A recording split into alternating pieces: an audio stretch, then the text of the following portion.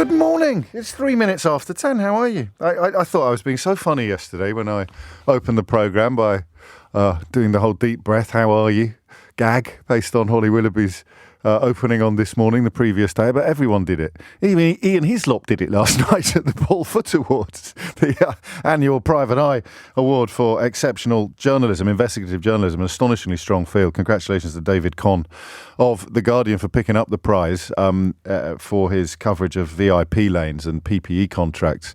And a story that certainly hasn't gone away. Very generous of him, actually, to credit Jolly and Morm and the Good Law Project for starting that particular ball rolling. They take a lot of jip, don't they, from the usual suspects over at the Good Law Project. And it's not hard to see why when you remember their role in starting the sort of roller coaster of revelations regarding those astonishing contracts. More of it in the news today. The sums of money that David mentioned in his acceptance speech. It's so easy to forget. A company set up almost from scratch, suddenly securing hundreds, 700 million. How much is that? 9 figures. 9-figure contracts from the government, of which astonishing proportions, astonishing percentages made their way into family accounts. The National Crime Agency looking into it. It'd be nice of them to hurry up a bit. 4 minutes after 10 is the time. Speaking of right-wing newspapers, remarkable this morning that there is more coverage of some research by a former advisor to Michael Gove, miraculously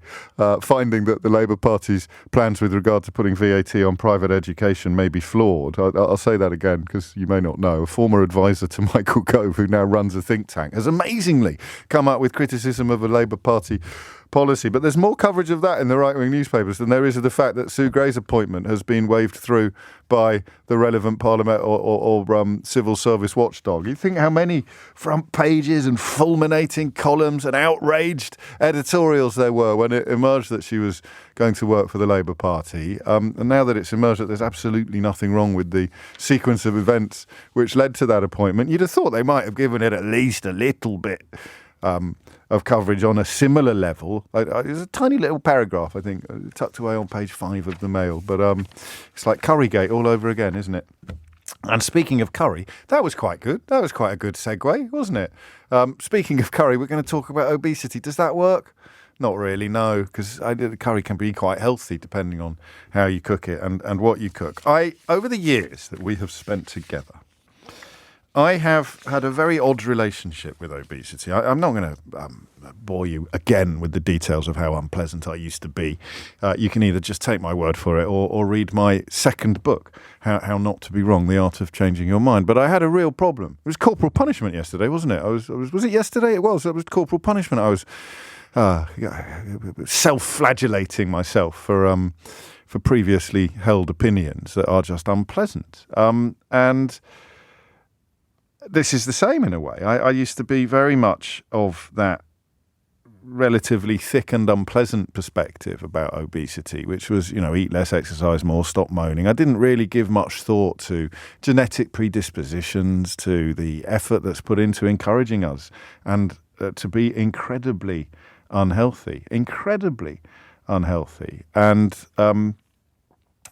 of course, the health consequences of that. So you find yourself a secretly funded think tank that will no doubt get commissioned by the Daily Telegraph to write about how it's absolutely outrageous to try to discourage people using legislation or taxation to try to discourage people from eating themselves into an early grave. And on the other hand, you've got nothing. You've got nobody really punting for health or healthier diets. And that's why today's story moves into, I find, a really interesting space. Are you familiar with this new drug? I don't even know how to pronounce it. Don't all ring in to tell me how to pronounce it. Is it Wegovy or Wegovy? Wegovy? Wegovy. How would you pronounce that? Wegovy. I don't know how to pronounce it, but we will shortly. It is apparently a bit of a miracle drug. Weekly injections are said to help patients lose up to 15% of their body weight. And the government is looking at plans. In fact, it's not looking at plans. It's launching a pilot scheme to trial wider access to this slimming jab. It wants to look at how people could perhaps receive the drug outside hospitals. So the National Institute for Health and Care Excellence currently advises or has currently decided that you only get it via specialist weight management services, which means, waiting lists, getting into hospitals. It creates a lack of capacity where about 35,000 people at a time in England get it. The government wants a much broader rollout in order to cut the cost to the NHS of obesity and its associated health effects. Now, that's really interesting. Okay, you've got the £6.5 billion a year to essentially justify the expenditure on this jab scheme. Now, listen. It's 9 minutes after 10. This isn't a subject that invites pungent opinions, is it? Or it doesn't for me, at least. So if you want to ring in and just start talking about it before I've framed the question or finished my introduction, then do feel free to do so. WeGoV, apparently, WeGoV. 0345 6060 973 is the number that you need. I think I'm really just going to ask you what you think about this. I don't want to frame it even controversially. I've got early misgivings about anything that looks like a magic bullet. Do you know what I mean? Anything that looks too good to be true. But all of the information is that it works. There are some unpleasant side effects, including fatigue, dizziness, nausea, and vomiting. The prescriptions are limited to 2 years, partly because there's not enough data available yet on the drug's long-term impact. So that's my first reservation, is the sense that it's unlikely to provide a permanent solution to the problem for two reasons. Number one, it doesn't bring about major lifestyle change. And number two, at the moment, it's a 2-year limit, which at the end of which, if you haven't changed your lifestyle and your habits, surely you would just pile the weight back on again. But I'm interested also in the broader conversation about the way we speak about obesity and the way we discuss it. How many people do you think actually recognise themselves when I say that word on the radio? I'm not sure it's a helpful word, obese. It's probably nicer than fat or clinically obese, has a sort of medical punch, doesn't it? But how many people listening to this think of themselves when I say obese? Do you remember last week I told you that the producer said something about over 50s? She read a story out of the paper. We swap ideas in the morning about what we might talk about on the radio. And she said, there's a good one here about over 50s, something, something, something. And I thought, they're not going to like that, the over 50s. And then I had that terrible little moment of remembrance, that little moment of realising, oh my God, that's me. It's like when you have to scroll down on the online forms to your year of birth, and you think, oh, blimey, that's a long scroll these days. I was chatting to a lad from the Sunday Times last night who was up for the prize, Harry York, brilliant journalist. Him and Gabriel Pogrund were my tip for the top prize, actually, but it was a very, very close run thing, all 6 brilliant nominees. And I was talking about something that happened in 1981, and I suddenly realised, you weren't born, were you? And you went, no. No, I wasn't. Jess Phillips was there as well, the Labour MP, and she was barely born at that point. I was only 9 myself, but anyway, I mentioned that because when the producer said over 50s, I didn't realise that was me. Just for a moment, you don't, and I think the same might be true with obesity. You turn your radio on and I'm talking about obesity. Do you realise that I'm talking about you? If you are, does it take a little moment? You might be one of the people that would get this jab. So those are the facts of it. WeGoV, to be given to more people, a £40 million pilot scheme. The finances, at first glance, make a lot of sense. You need to have a body mass index of at least 35 and have one weight-associated condition, such as diabetes or high blood pressure. You get the jab for a couple of years. You lose up to 15% of your body weight, and the calculation is that will take a chunk out of the £6.5 billion a year that NHS currently spends on obesity and its associated health effects. Now, the point about a pilot is to see whether it works or not. So I think that the reservations I've expressed so far are quashed by the pilot status of this scheme. So you can say, well, they might all pilot straight back on again afterwards, but you've got to do the pilot to find out. That has been the experience previously with other weight loss medications, but it doesn't mean it would be the experience necessarily with this one. So I don't know that that's a reason not to try it because you think it might not work. You try it to find out whether it works and then decide whether it should be done more widely. So what do you think of this idea? Because the other reservation I have is a slightly odder one. And it feels a bit Brave New World to me.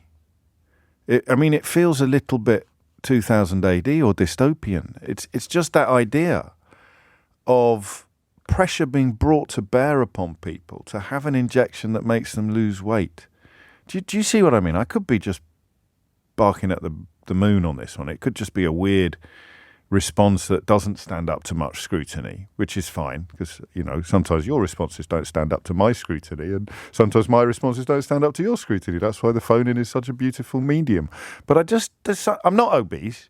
I don't think I ever will be. I think if I was going to go down that route, I would have done by now. There was a wobble, not a few years ago, I think, when I certainly put on more weight than was pleasant. And you just have that moment where you sort of think, well, shall I go that way? When you start buying clothes to hide your size. I'm certainly not my optimum weight. I could do with losing a little bit of lumber, but I'm certainly nowhere near the threshold to take this drug. So it's not a personal objection I have. It's a social just a strange sense that this feels a little bit rum. That's all. So what do you reckon? And obviously your perspective on this is going to be informed, at least in part, by your relationship with obesity. I know this is probably unfair on parents, but when you see a child who is obese, I always find it quite unpleasant. I always find it quite emotional. I don't know why. It started happening to me a few years ago in service station queues at on the motorway, and you'd stop for a snack, and for us it was always a treat on a long journey. And I know about the relationship between treats and unhealthy food and all that sort of thing, but it's never been a staple part of our diet. If you're going on a long journey on the motorway and you stop at a service station for a meal, it's a treat to have fast food for us. And I just would notice kids who ordered as if it was, they knew exactly what they were doing, and they'd have more than one meal or an extra this or an extra that, and the size of the portions and I just always found it slightly sad. I don't know why, and it's probably unfair, but I've got that same feeling on this one. Just something about it feels a bit sad to me.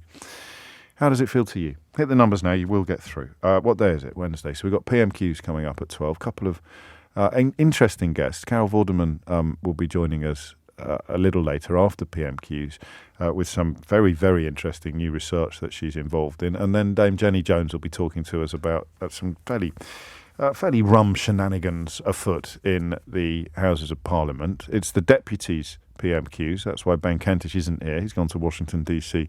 with Rishi Sunak. It's not just the two of them. There are lots of other people on that trip as well. So that means it will be Dowden versus Rayner, I think. I didn't enjoy the last one anywhere near as much as I thought I was going to. And in the second hour of the programme, unless you come up with a great treatment of the Prince Harry court case story, I'm going to be keen to talk about these astonishing burglary figures that show for huge swathes of the country there's not a single burglary that's been solved for years. I had to read it twice. I couldn't quite believe my eyes. 10:17 is the time. It is 19 minutes after 10. Wegovy, slightly unfortunate title for this drug, this weight loss drug, to be rolled out on a £40 million pilot to give more people access to it. And listen, I should do this more often, really. I could do much shorter introductions. Just come on and say, what do you think about this? I'm not quite sure what I think, but I feel a bit icky about it, and I probably shouldn't. Let's find out. Shez is on the Wirral. Shez, you can kick things off. What would you like to say? Hi, morning, James. Hello. I'm just ringing up because I know. I'm an obese woman, Okay. and I've struggled with weight since I was a teenager, and I've tried every diet under the sun Right. and always struggle to keep the weight off. Like Weight Watchers, Slimming World, intermittent fasting, all those types of stuff where I've lost it initially, but then go back and it raises. And I've been to my GP and mentioned about this drug. Oh, yeah. Because I've heard about, I'm a nurse and I administer it to patients that are Okay. diabetic. So I knew a bit about it. Anyway, when I'd gone to the GP, they'd mentioned that, well, because I'm not a diabetic and I don't have any other issues, but technically I could do in the future, they couldn't give it me, which I thought was a bit sad, really, knowing that there's a lot of people in my position that could. It is odd, isn't it? So, because I suppose they have to start somewhere, don't they? So at the moment, you need your BMI needs to be at least 35, and you need one weight-associated condition, and that's the bit you haven't got. But I know. Well, that's the only thing. My BMI was over when I started this injection. It was over 40. I've had to go to a private clinic. Oh, really? You can do that, can you? Yeah. And you pay for it yourself? Yes, so I have to pay for it myself, and I have had to choose what I'm going to do. Like to cut back on other stuff to afford this. Yes. Just to at least try it, mainly just for my own health and the fact that I'm a young mum with children as well, and just wanting the best. But the way whatever it's called, the actual component of it is called semaglutide. Yes. And I feel that honestly, since I've been taking the injection for 4 weeks, I feel that there's clearly something in me that cannot stop Go on. having this feeling of fullness. Okay, that's good right? Yeah, definitely, it's good. But I feel like maybe that's an issue why people do become obese is because they're not getting that full feeling. Yes. I've been on it for 4 weeks and have my appointment next week with the doctor the clinic that I've gone to. Right. And I've already just weighed myself and I've lost 5 kilograms. Gosh. But it's steady.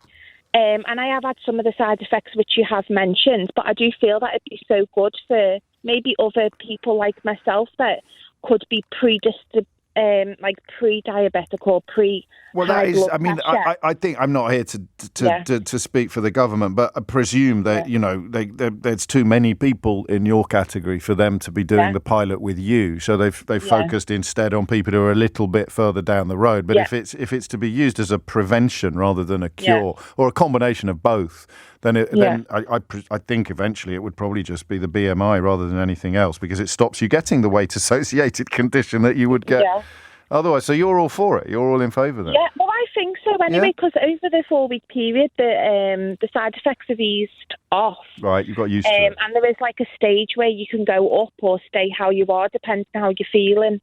But I do think it's good that they're looking into this like other ways rather than dealing with something when we've already got the issue. Like of obese people or like they're suddenly getting diabetes. Because as a nurse myself, I can see that dealing with these patients daily, that when they've already got these comorbidities, that maybe the prevention would save the NHS money in the long run, but this would have to be done over years and years. Yeah, well, that bit it looks like a no-brainer. What about the worry, and you must probably already have thought about this, that when you come off the jabs, you'll put it all back on again? I know, well, that is a worry, but I am hoping that, when you see yourself losing it steadily, and that's been my issue of not losing it steadily. Ah, right. So you've been roller coastering. You're sort of up and down, ballooning. Yeah, it is up and down. Okay. And I'm hoping that if I'm on it for a good time, they say the minimum 3 months. Okay. That's what I've been advised anyway, and then just see how I go. Hopefully it will help me in the long run, and then also in the same time, it's just given me a better sense of fitness, like feeling better within myself, knowing that I'm eating smaller meals, I'm choosing better meals, because I can see myself that I'm losing weight, and I'm not like restricting any foods, but smaller amounts, and I feel like that's like a lifetime habit that some people have, like myself. Yes. So you're retraining yourself, really, and this is. I think so. And I think it's having this positive mindset. If you're seeing something, you sound really positive. You sound really positive. Yeah, well, I think so. Yeah. But I just thought I'd give my little No, I'm very grateful. That's perfect. I appreciate you having me on. Well, I think how polite. Good grief. Thank you, Shez. Well, that's from both sides of the sort of surgery door as well, the nurse and the patient in this case, which is a perfect start, actually. I mean, there are obviously other reservations. Claire points out that a jab to control obesity is preferable to attempting to control the amount of refined food and sugar we consume, so vulture capitalism can remain happy. And no doubt, of course, someone will be making a ton of money out of this drug at the same time, quite possibly the same people that fund the think tanks that are opposed to legal or taxation measures designed to sort of compel us or encourage us to be healthier. But, Shez speaks volumes, and her positivity speaks volumes as well from the other side of the argument. Jessica is in Crystal Palace. Jessica, what would you like to say? Hi, James. Hi. So I just wanted to talk about my experience with Ozempic or Wegovy. So I have PCOS, so I find it very hard to lose weight. I go to the gym 5 times a week for 3 hours at a time. I know it's a long time, but I know my body, and I know if I don't work out for that long, I don't lose weight. Right. Now, that's just for people who don't know. You mean polycystic ovary syndrome?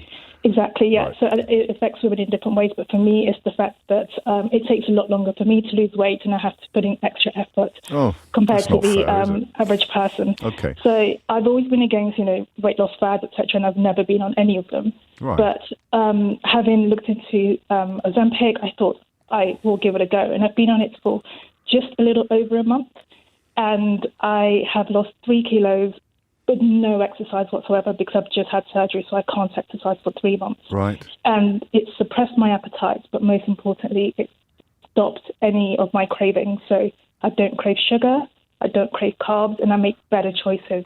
That's really interesting. That's two for two then on that idea of it being a magic bullet. It's not then. It does actually encourage you to be healthier as well as providing the sort of medical boost to weight loss. Yeah, 100%. I pay for it myself, so it's not it's not on the NHS just yet. But I would say the negative to that is that I understand that NHS will only provide it for 2 years. Yes. I know people who are on a similar drug, which is Saxenda. You inject it once a day, and as soon as they get off, they gain the weight back on. Now, I plan on being on this for life, so I don't actually know. Yes, because I don't see how I can eat how I'm eating now, which is very little, and feel full very quickly without the help of Ozempic or Wegovy or something. Well, you need to keep an eye on it, don't you? Because there have been some recent concerns about the lasting effectiveness of the treatment. But if it stops being effective, then you stop taking it, and you're not back to square one because you've successfully lost a lot of weight in the interim.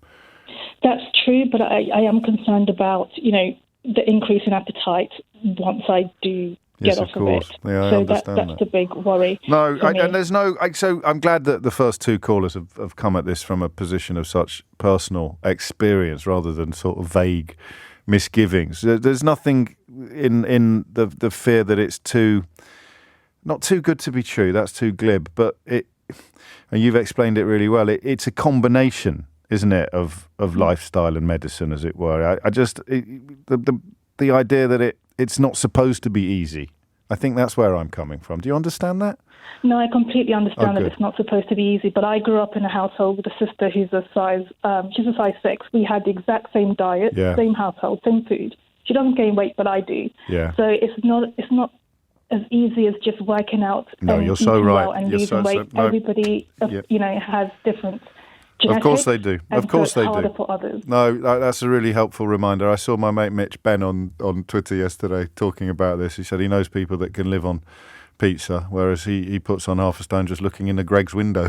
so there are absolutely different predispositions in place. Thank you, Jessica. It's coming up to 10:30. You're listening to James O'Brien on LBC.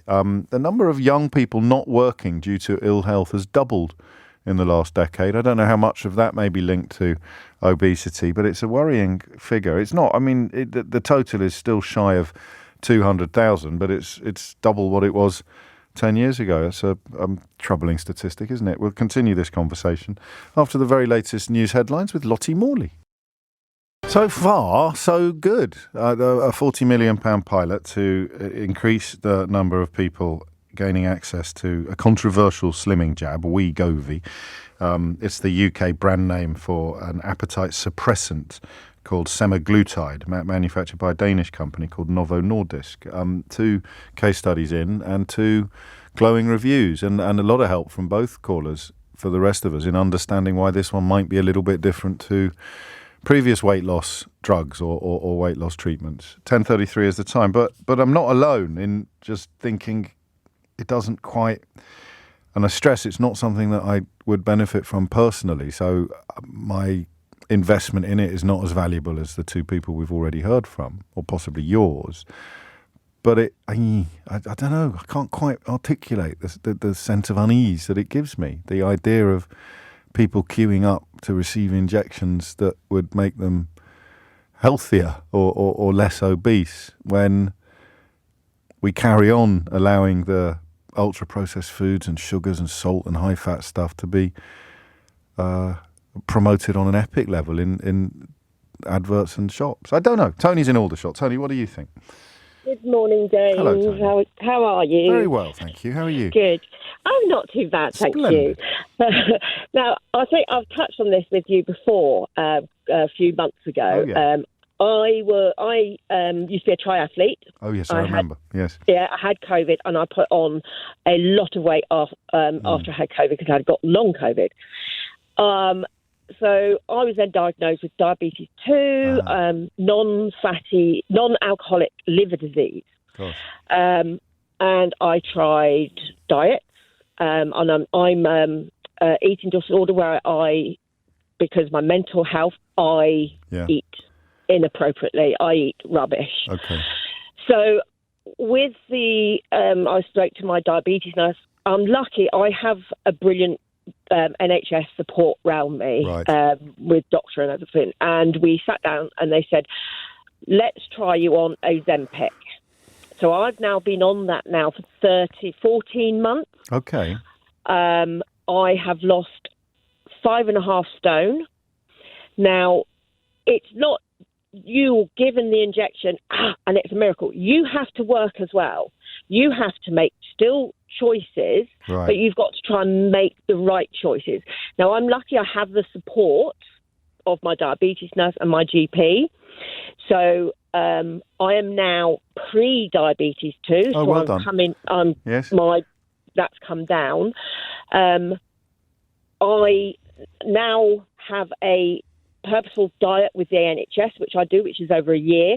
So when I come off my Ozempic, my eating habits, because of the diet that I'm on at the moment, will have changed. Okay. That's the crucial thing then, isn't it? And is this a similar drug to the one that we're talking about? Yes, it is. So I have it weekly. I go to my diabetes nurse. I do it with her every week. Now, you don't have to do this. It's just that I need to be held accountable for what I eat. Yes, of Otherwise, course. I would just eat absolute rubbish.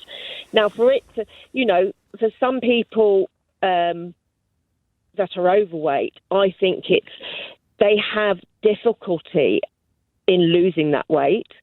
A lot of people go by their BMI, which even my diabetes nurse says it's rubbish. Right. Because when I was a triathlete... it's a very imperfect measure, but it's the only one we've got, isn't it? So a lot of professional sports people have a high body mass index. Yeah, and it's absolutely ridiculous because I'm at my healthiest and I'm classed as obese. Yes.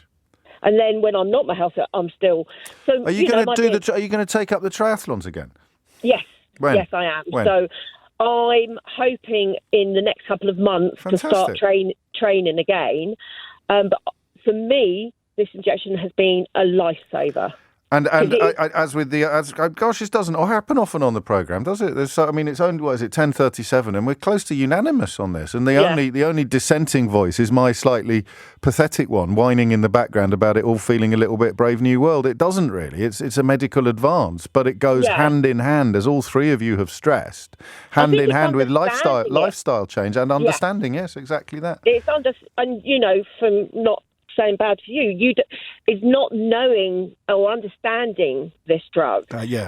Or obesity in general. I mean, exactly. there are a million different reasons for it, but those of us who lazily broadcast our opinions about obese people, even if we are fat or overweight or obese ourselves, we're doing it from a position of thinking everybody else's relationship with food and weight must be exactly the same as ours. And that's dangerous. So dangerous. I've been called fat, overweight, and I don't go running outside because I think people look at me because I'm overweight. Yeah. But I've been out running, and I've been called fat. Oh, look at that! Like that, and I'm not just like, you know what? And I try and go, you know what? I don't care because good for you. I know I've lost the weight, and I know that I'm doing something about my lifestyle. Also, people are idiots. Just getting a bit of support. We need an idiot's corner in real life, don't we? It's no good just on the radio. We should be able to pick people up by the ears like Chris Tarrant used to do on Tiswas and drop them in a real life idiot's corner. Hey, good luck, Tony. That's fantastic to hear. It really is. 10:39 is the time. Lisa makes an excellent point. She because I think many obese people feel that they are failures because they struggle to lose weight. We need to recognise that it's a much more complex issue than just eating too much. This drug may boost people's confidence initially and maybe help people start to feel more positive and empowered about losing weight, so it starts them on the right path. I would love to try it. I can completely get it. Some very strange scenes at the High Court that probably merit a mention at least. The former lead singer of East 17, Brian Harvey, has turned up and is now shouting at the building that he can help Prince Harry if he leaves his celebrity barrister behind. I mean, it doesn't look entirely well, but that possibly a bit like John Alford, who we mentioned yesterday. People who do not have anything like the support structure or the status that Prince Harry enjoys, who would feel that their lives had been similarly utterly turned over by tabloid newspapers. I just mention that because it's such a sort of jarring sight. 10:40 is the time. Let's go to Kishan, who's in Chelsea. Kishan, what would you like to say? Hi, James. Hello. So basically, I'm going to tentatively add to the kind of positive sort of feedback you're getting from the other listeners that you've been speaking to, because basically I'm in a clinic where we prescribe the drug, semaglutide, which is homologous, or it's very, very similar in a molecular structure to glucagon-like peptide 1, which is... Of course it is. I love a bit of glucagon-like peptide 1. Yeah, we do. We do. Go on, you better explain what that is. Not stop being an idiot. It's a hormone released when we've had a meal, and it's released, and it promotes feelings of satiety in the brain. Okay, so now, is it an enzyme? It is a hormone. A hormone. What's the difference between a hormone and an enzyme? This isn't mystery hour. Okay, so an enzyme basically will have, it's a protein usually that has an action to catalyze the reaction, a metabolic reaction in the body, whereas a hormone, it sometimes can work in an enzymatic way as well, but basically it's released from one gland in the body and it has an effect on another cell or another organ. So this is telling my brain that I am fuller than I perhaps would previously have felt after eating exactly the same amount of food. And so, the subtlety with this is that as we get older, as our genes have a huge effect on our sensitivity to GLP-1, and aging as well. So as we age, unfortunately, our sensitivity to this will change as well. And this is genetic. A lot of this is genetically determined as well.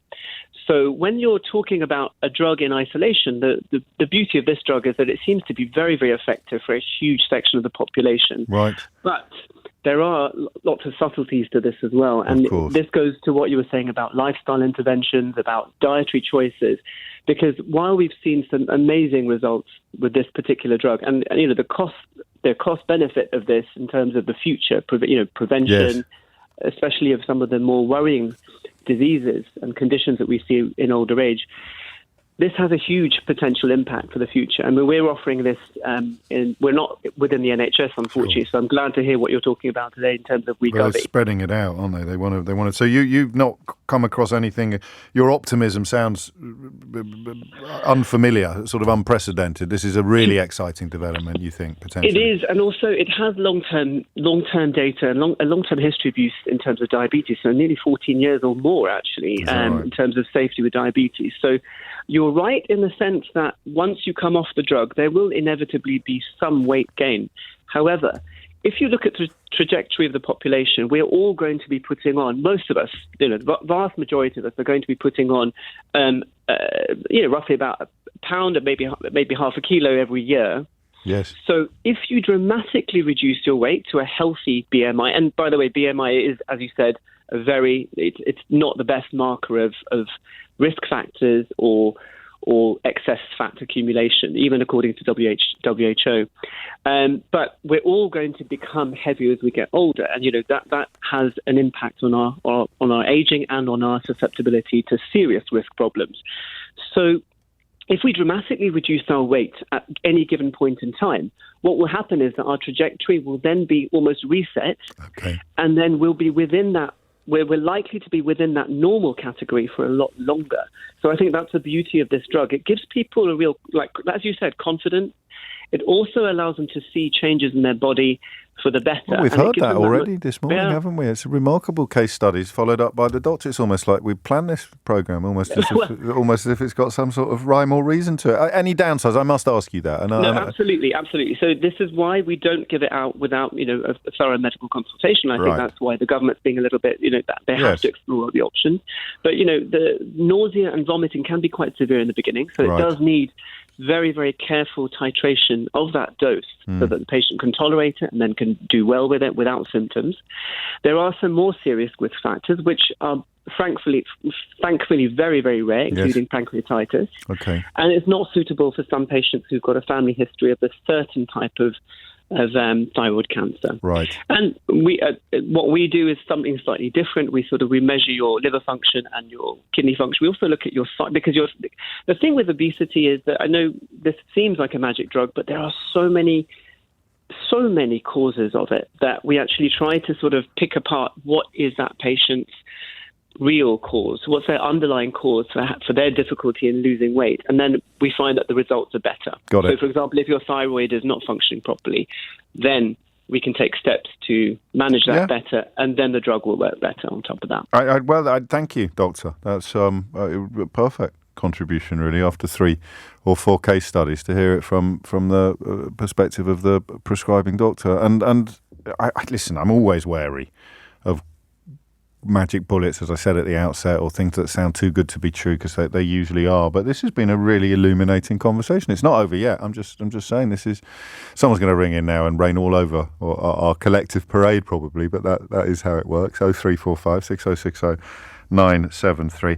I wonder whether that thing that happens without you noticing. We're so battered by bad government at the moment. 13 years of it, arguably. But particularly bad lately. They're still arguing about this and arguing about that. And it's like a sort of circular firing squad now in the upper echelons of the Conservative Party. It's as if they don't care about anything except personal ambition and refugees. I just wonder whether that might explain some of my misgivings at the top of the hour. The simple fact that it's a government pilot. You've got to guard against that, haven't you? Even a stop clock's right twice a day. It's currently 10:46. That's not a stop clock. Never mind. 10 minutes to 11 is the time. The political editor, the UK political editor for Bloomberg News, has just posted a story about some new polling, a rather larger sample than is common, and it's very good news for the Labour Party. On track for a landslide victory at the next general election, according to this new poll, which, as I say, has a higher than typical sample size. I may share a bit more about that latterly, I may not. Depends, really, what else is going on. Prince Harry's in court. Catch up with events there a little later in the day. Just a quick word on that business, because I feel quite strongly about the terrible state of the print media in this country. One thing that you can be certain of is an awful lot of print media people will be complaining about Prince Harry and claiming that the print media is absolutely blameless in all of the scandals and stories that surround it at the moment and have done for years. But I mentioned I was at the Paul Foot Awards last night, Private Eye's sort of recognition of the best investigative journalism in the country. And the editor, Ian Hislop, did make a point that stayed with me, actually. It sort of contradicted what I was thinking when I sat down. But he did point out that actually things are better now than they were during the period that Prince Harry is talking about. It really gave me some pause for thought, actually. I don't know that the justice has been served or that consequences have been felt by many of the people responsible for that period of particularly corrupt conduct. But I take optimism where I can find it at this stage in the political cycle. And I thought that was worth bearing in mind. But the way that the case is going to unfold. So what you had yesterday was the cross-examination by the prosecution, and or by the Mirror Group's defence, the people prosecuting Harry, if you see what I mean. So all of the coverage today reflects the fact that yesterday's testimony was about the Mirror Group's lawyer trying to trip him up and catch him out. And some of the stories that he has cited in support of his own case are weaker than other stories. Some of them are very weak indeed. So the tone will change according to what's happening in court. So when his own lawyer starts cross-examining him, they'll be trying to do the opposite. They'll be focusing on the stories that are, if you like, slam dunks or in their view, conclusive proof of wrongdoing. The bit I'm not clear about is who then pops up, who they call in defence of the Mirror Group. I don't know whether editors, former, past or present editors or journalists or who's going to be quizzed about that side of the case, because that will be the third chapter of coverage, if you like. So just be aware of that, that's all. 10:53 is the time. You are listening to James O'Brien on LBC, talking about a new drug, or rather a new scheme, it's not a new drug, to widen access to the slimming jab, Wegovy. And so far, quite rare for phone-in radio in general, this programme no exception, it seems that we all think it's quite a good idea, with side effects notwithstanding. I thought Kishan, the doctor, a moment ago was brilliant at reminding us that for some people it won't work, for some people it will be awful, and for some people it won't even be an option. 10:53 is the time. Dave is in York. Dave, what would you like to say? Hi, so I am obese. I haven't had this jab, but my wife, she did take this jab. She was put onto it by two other family members who were also using the jab. Right. And I am sorry to say that all three of them have not seen long-term benefits. Oh, really? So my wife ended up stopping taking the jab because of the side effects. The nausea and the pain in the stomach. She was like, it's too unpleasant. Yeah. I can't do it. And although initially she had lost some weight, that pattern did not sustain. Now, she wasn't on it for, I think, the 2 years that is some people have mentioned earlier. She was on it for less than that.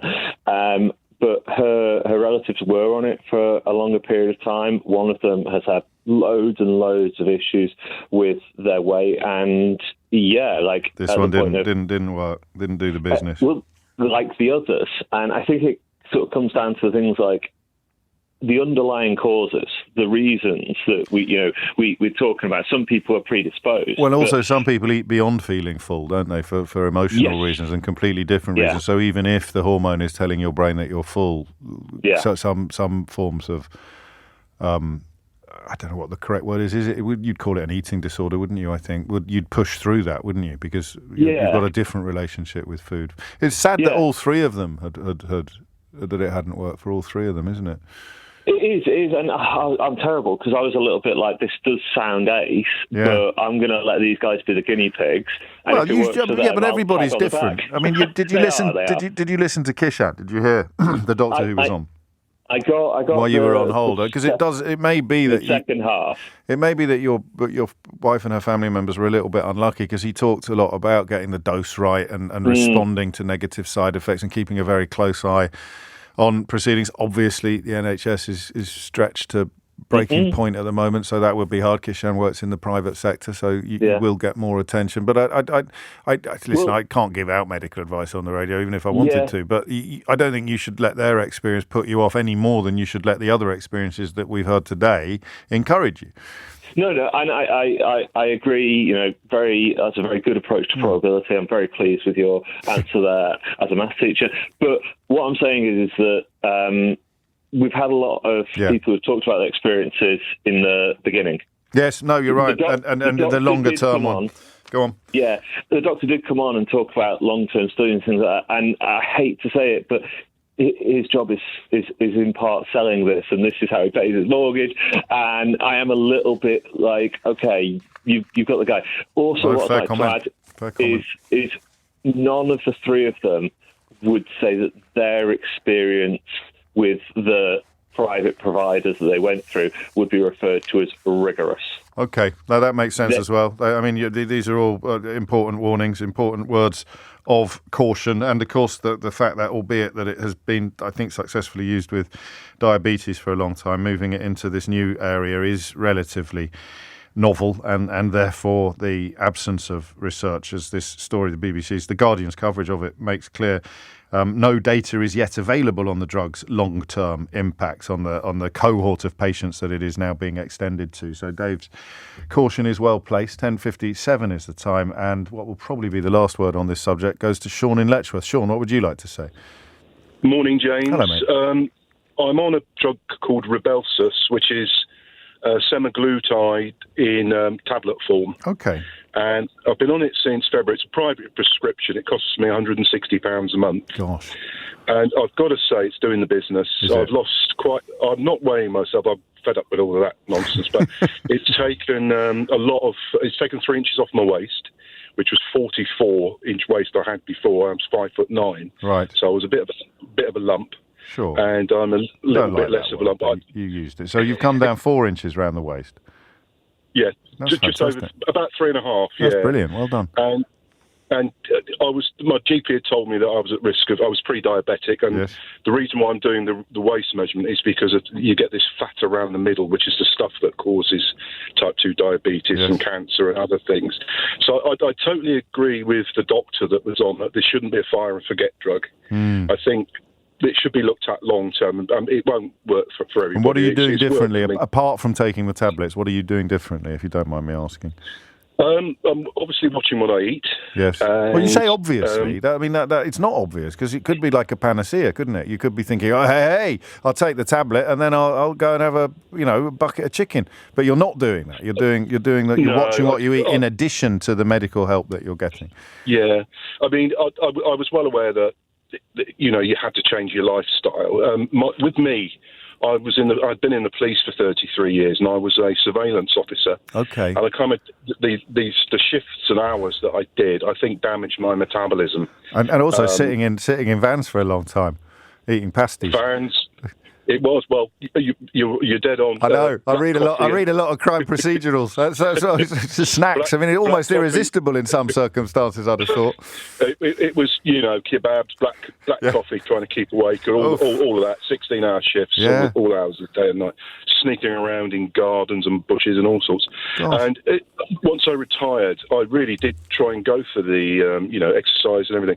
Just couldn't shift the weight, James. Right. And I think this has given me a kickstart, but I'm very much. I think the doctor was absolutely right. That I think if the NHS bring this in, it should be kind of as a kind of weight clinic that you're monitored, and then yes. Well, I think it is. That is. I mean, they're trying to extend it, because that is at the moment, but keeping an eye on everything else, as it were, weight management services. Is obviously going to be a crucial part of the proposal. I really enjoyed that hour. Maybe we should have less provocative subjects more often. I don't know. Thank you, Sean. The time is approaching. It's just turned 11 o'clock. News headlines on the way. Catch up with the latest in court this morning, where Prince Harry is giving more evidence. And after that, unless you come up with a really good way to have a phone-in about Prince Harry, I'd like to talk about burglary, because I can't quite believe my eyes when I read this story. Police have failed to solve a single burglary in nearly half of areas in England and Wales for the past 3 years. I mean, not. So 3 years, half the country, not a single burglary solved. What the heck is happening? It is 11:04, and you are listening to James O'Brien on LBC. I sort of Brexit-related news, just stuff that intrigues me. It looks like the auctions market is being hit. There's a tweet here from an art historian suggesting that there have been 2 Old Master sales at Sotheby's and Christie's that are sort of happening in Paris rather than London, because it's now harder to get the EU consignments into London sale rooms. So just something else that maybe Jacob Rees-Mogg would be able to explain or justify. Okay, so we've talked about burglary quite a lot together over the years, and one of the reasons for that is that we got burgled ages ago now, so about 15 years ago. And I couldn't quite believe, about 16 years ago, my oldest was still in her cot. So I couldn't quite believe what went on. I don't know, did you used to watch The Bill?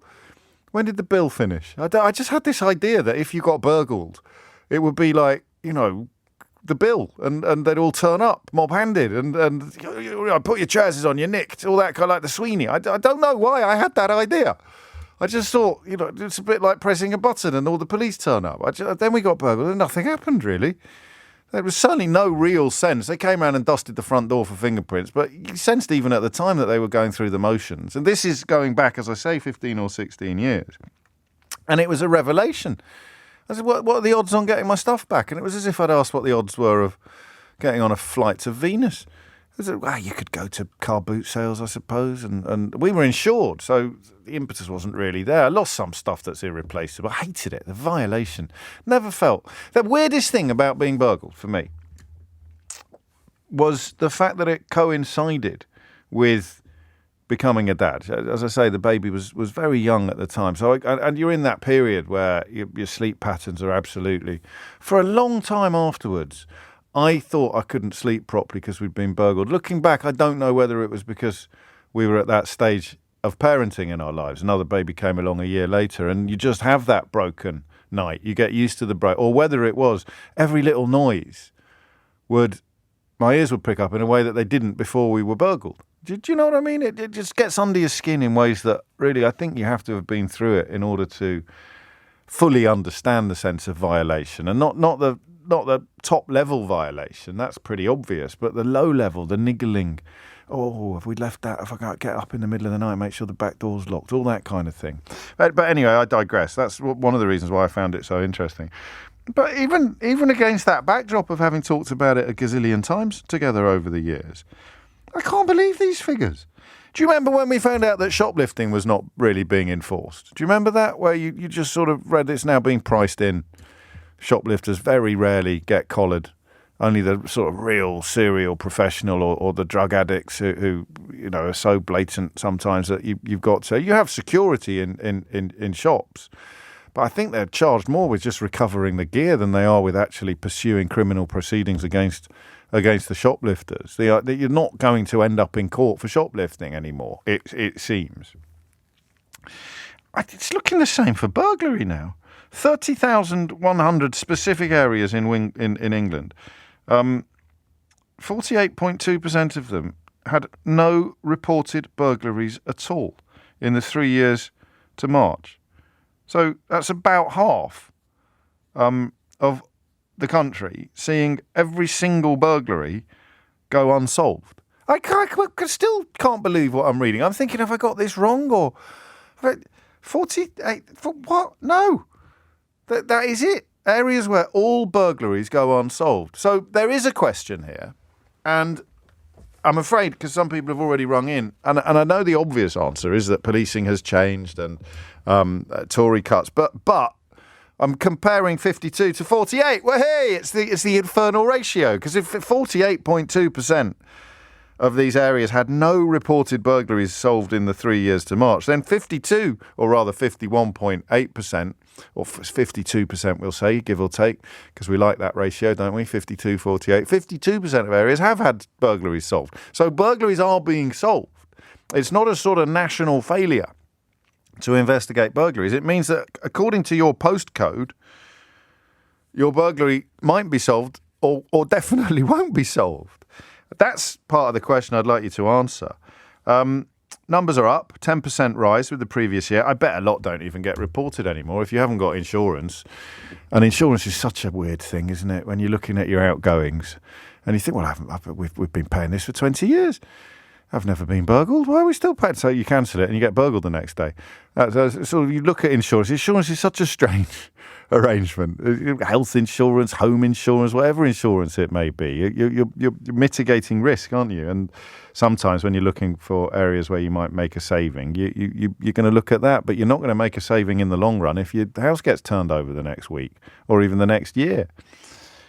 I want you to tell me, in the first instance, before we move it along, I want you to tell me what's happening.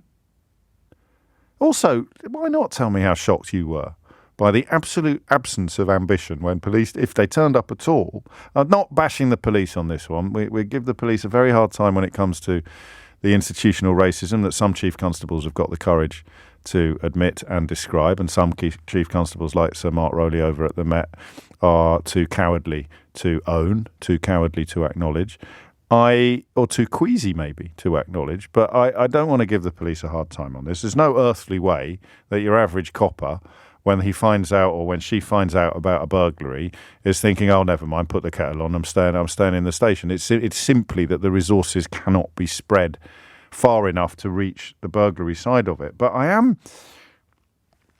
surprised at this. I mean, it's probably, to give Mark Rowley some credit, it's probably why he's so keen to free up officers from having to do mental health related duties, having to deal with people who should be looked after by other parts of the public sector. But you can't do it. That's going to be a large part of the answer to this question. I'm just really surprised that burglary has moved into this space. And what's going to be next? So you start off with shoplifting, right?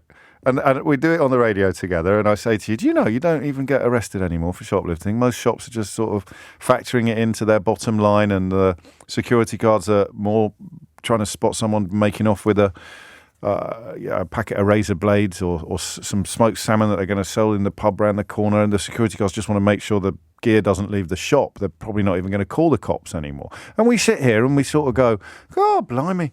When I was a kid, everyone, there was always a kid in school. I got done for shoplifting. Always going to be that. And the police get involved and it's a really big deal. And it's oh dear, it's terrible. And then the world turns and it's 10, 20 years later and you find out that if you get caught shoplifting these days, you just get sent home really with a mild slap on the wrist. And then we move on. We move on to something else. We start talking about something else. And then a few years later, this exactly the same story comes along, except this time it's burglaries. You go, what do you mean? They don't solve any burglaries. Half the country, England alone, half of England are not solving burglaries. Steve points out they doesn't mean they're not being investigated. That's a very good point, Steve. But they're not being very well investigated, are they? If none of them are being solved. And that obviously is going to be part of the answer to the question of what is going on as well. There's going to be big differences between forces here. I don't know who's best qualified to talk to me about that. A sort of form of postcode lottery. But I'm not one for woe is me, the end of the world is nigh type coverage of stories. But this is a big one, right? We probably should have noticed this sooner. They're not solving burglaries anymore. 3 years straight in half of England without a single burglary being solved. What is going on? 0345 6060 973 is the number that you need. Here, we'll start with this. I'm a cop in a large force. We attend every reported burglary and will send CSI if there are forensic opportunities. But realistically, burglaries take place at night. There aren't any witnesses. Criminals are forensically aware. And despite what the public seems to think, CCTV isn't a panacea for bringing offenders to justice. Our attendance is more for public perception. No wonder this is anonymous. However, if we get report of thieves on, i.e. in progress, then you'll get every officer and a dog on blues. So you ring up and say there's a burglar downstairs, you'll get action. But if you notice it after they've gone, there's not a lot the police can do. So here's the question then, another strand of the question. Has it always been like this? Are we just noticing the statistics?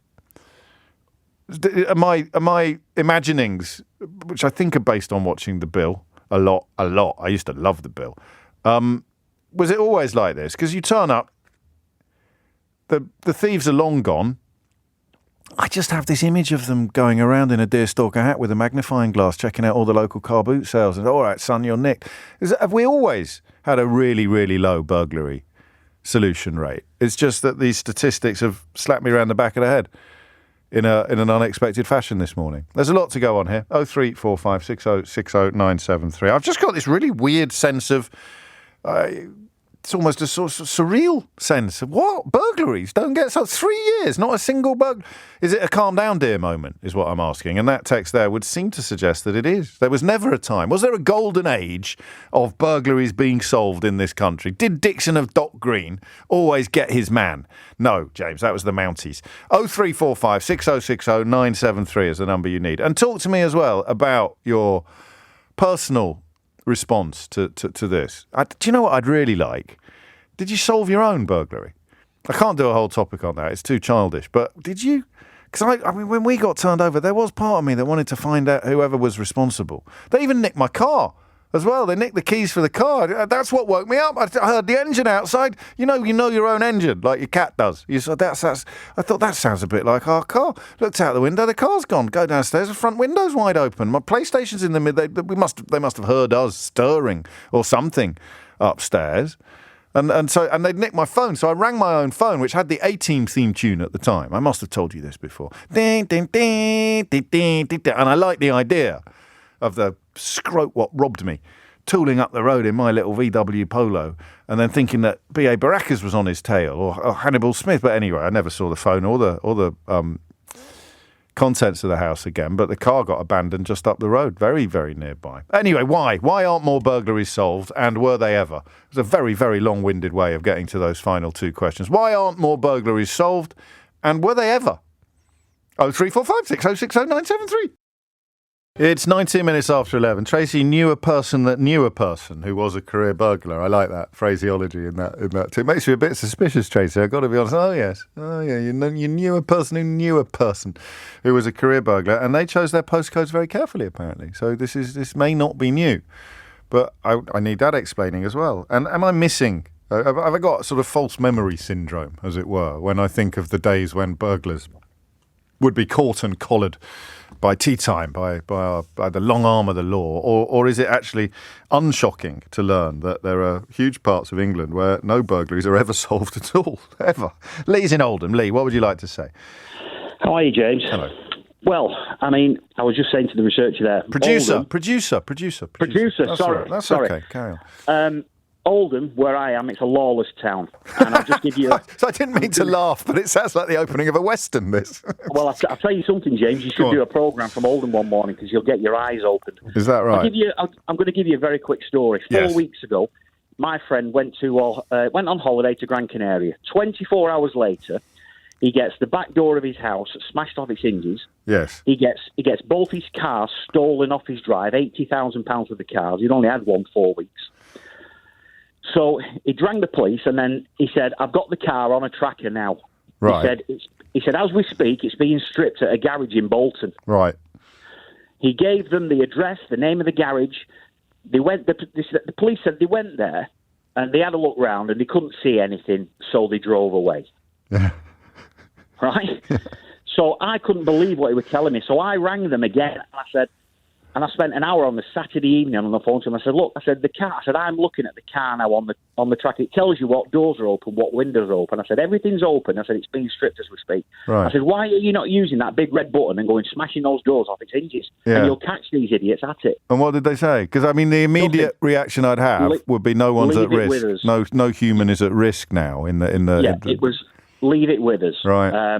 And then he's never heard a thing since. All they're interested in is giving a crime number out. Yeah, well, that's for the insurance, isn't it? Yeah, and it's like, Oldham at night here, it's a lawless town. After 7 o'clock... Stop saying it's a lawless town. But you're in the National League, aren't you, now, Oldham? We're going to play you next season. Kiddie will be coming up to Oldham next season. Don't scare all the Kidderminster Harriers fans, Lee. James, after 7 o'clock at night here, it's like Mad Max beyond Thunderdome. You don't work for the tourist board, do you? No, and I'll tell you something.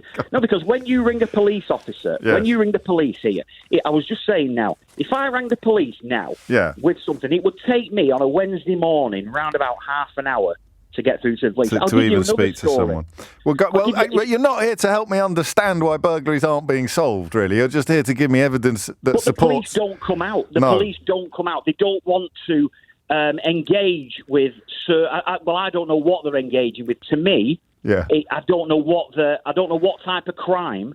If losing 2 cars at £80,000 isn't worth investigating, I don't know what is. Well, I've got one phone line free, so I am going to invite officers to explain what the decision-making process there would have been, because I turn up there, right, and I go in mob-handed, and the first thing that garage owner says to me, he just says, "Oh, it was dropped off by a bloke 10 minutes ago. I'm just doing it for him." And you're not going to get a collar, are you? So you get the car back, James. You do. I know you get the car back. I do know that you get the car back, but the car's insured. Otherwise, you wouldn't be on the road with it. I know, but it's not the point. I mean, I'm telling you what they might say. I know it's not the point. I completely understand your grievance and your mate's grievance. Police now, the top echelons of police are not police. The sort of, politicians.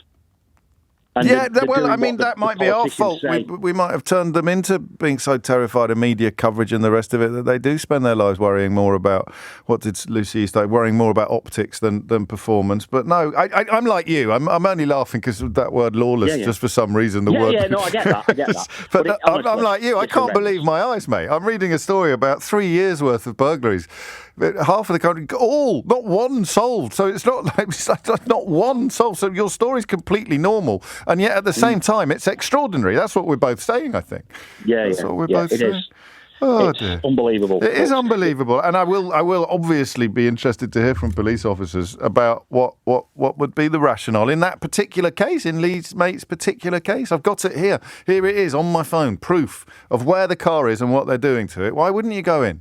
Because I'm not cop bashing. Lee is a bit, and that's fine. It's a free country, but I do hear a lot about targets and the importance. Surely it'd be good for your targets, wouldn't it, to turn up and rescue a stolen? I don't know. Michael's in Stirling. Michael, what would you like to say? Hiya, James. I'm coming at it from an insurance point of view. Okay. So I worked in insurance for a long time for a major insurance company doing home insurance claims. Okay. So I've seen this in Scotland for a long time. It doesn't surprise me in the slightest. We've had occasions where we've had a large volume of items stolen, £50,000-60,000. Yeah. We go out, we need the crime reference number, so they have phoned the police. Police may have come out, but I've never seen someone be caught and prosecuted in my 15 years of doing this. Even an occasion where they know It's insane, isn't it? It's insane. Absolutely wild. And I know the stats that you're looking at are from England. Yeah. I'd be interested to see the Scotland ones because I think they'd be broadly similar. It's just different. I mean, it's Home Office statistics, so it'd just be differently. I can't see that it would be massively different. Can you? So 15 years of doing home insurance claims, and they've never caught a single robber. And the ones I've dealt with, I have never seen one be caught and prosecuted. And we stay in touch with the customers because obviously we want to seek a recovery if possible. And I don't think we get any recoveries because there's never a prosecution. Can I ask you a couple of questions, just like out of curiosity rather than being particularly on topic? When if like my laptop got nicked, right? And I'm going back 15 years now, and the insurance company didn't give me money, and it didn't give me a brand new top of the range laptop. It gave me a laptop that was new. It was still boxed, but it was quite similar to my old laptop, which you couldn't really buy in the shops anymore. How does that work? So they'll have relationships with suppliers that offer you discounts on new laptops, as you say, but of similar standard to the one you had. Yeah, that's right. So I thought that was going to be the silver lining, was I was going to get upgrades for all my gear, Michael, and I didn't. It got new stuff, but it wasn't an upgrade on the old stuff. It was just newer. Yeah. So that's a big thing then. That obviously goes on. I can't believe this conversation. I've got a lot of unhappy Oldhamites complaining about Lee's depiction of it as sort of Dodge City or Mad Max Beyond Thunderdome. But an insurance person, loads of punters, burglary's just not. It's almost like not a crime anymore, almost. Yeah, I mean, they do phone the police. They do turn up sometimes, but they're going through the motions. They have to turn up if they can. Jeez. But because there's no violence, there's no injury, the stuff's insured. It comes across to me like they don't really care, and I know that a police officer may say otherwise, but I'm looking at it from what I see. Yeah. Do you ever think that you should have an investigation? Because if it was like an old master, you'd do your own investigations, wouldn't you? And insurance companies will employ their own investigators sometimes. Yeah, I mean, we've got investigators, but they're very much from a different angle, and they would never try and chase a third party unless there was, they're trying to find the good, like really high net value goods, not the actual robbers. Well, I never. This is an education, and listen, I stressed at the very beginning, it's incredibly traumatic to be burgled. I'm all too aware of that. As I say, I think it affected my sleep for over a decade afterwards. But goodness me, this is ridiculous. Pilita is in Weybridge. Pilita, what would you like to say? Oh, hi there. Hello. We were broken in. Yeah. The first time ever in October 2019, and it was just after, I think it was the first lockdown opening up. Right. Where you could go to a restaurant. So rather spontaneously, we organised to go out for dinner. And during that dinner, I didn't hear my phone pinging in my handbag. Right. But it was a neighbour who wasn't at home, who was out, telling me that the alarm company had told them, because they were a key holder, that our security alarm had gone off. So I didn't hear that. Okay. Then again, I hear my phone ring about 5 minutes after that, and it was another neighbour who said there are 3 police cars in front of your house. That's right Weybridge. now. That's Weybridge for you, police, isn't it? Eh? All And those they twitching responded. curtains, the silver lining to the curtain twitchers. And the police turned up very quickly, so we just legged it, paid our bill, and went home as quickly as possible. And the police were there, and I thought, and I wasn't going to. We've got into the habit of not setting in our alarm when we went out, but for some reason that night I decided to set it. Okay. And I said to my husband, "Oh no, I've botched it up. I've done something wrong here. This is really embarrassing." Anyway, as it turned out, the police were there. They said, "Your upstairs window is open. Did you leave it open?" I said, "I don't think so, but I thought maybe." Anyway, it was like a scene out of the Bill or some They all police turned show up mob-handed. Well, Weybridge is a wealthy part of the country. I don't know whether that would be relevant. I mean, we're hearing about postcodes. Also, lockdown. Probably not a lot going on. I don't know. I mean, no, but they were very very quick. But they didn't. I bet they didn't solve it, did they? They didn't solve it, No. but the process. So they arrived. They opened the front door. They told us not to go in, and all the lights. We had lights on. That's right. Yes. We had lights on the house. We'd left a car in front in the driveway. They were shouting out, "Police, we're armed. We have tasers." Gosh. And 3 of them went in the house, and I thought, "Oh my God, this is serious." And someone had access via upstairs and had jumped onto a study desk, had ignored €300 that we had left from a previous holiday, not put away, sitting on a desk. That's Weybridge for you. That's Weybridge. Just hanging around. Just a bit of money there over in the corner. They ignored that and went straight for looking for jewellery, but they left muddy footprints everywhere. And so the police obviously spoke to us and said they would send in forensics the next day, not to touch anything. First thing in the morning next day, forensics appeared.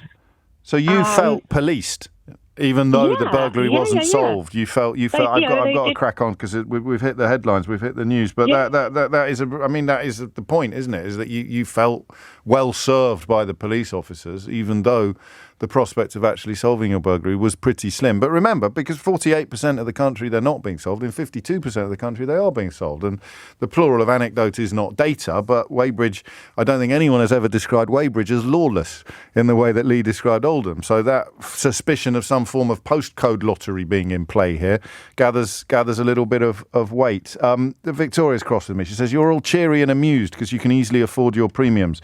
I'm not. I was utterly traumatised when we were burgled. It's one of the worst things in the world, but I just don't think there's much to be gained from sitting here, woe is me and all that kind of thing.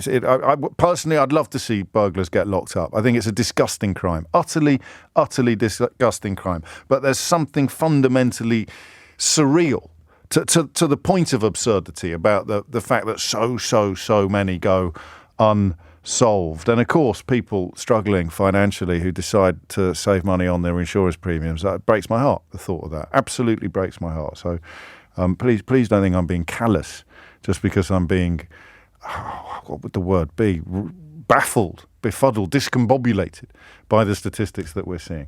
It's 11:31. Lottie Morley is here with your headlines.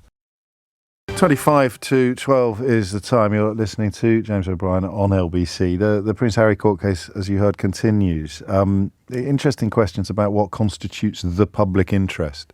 I've always found that interesting. What the public are interested in is not the same as the public interest. The idea that journalism is justified because it advances the public cause in some sort of sense. I don't see how any royal coverage really, unless you're looking at tax and money issues, is in the public interest. Certainly not to the point that you could justify dodgy practices.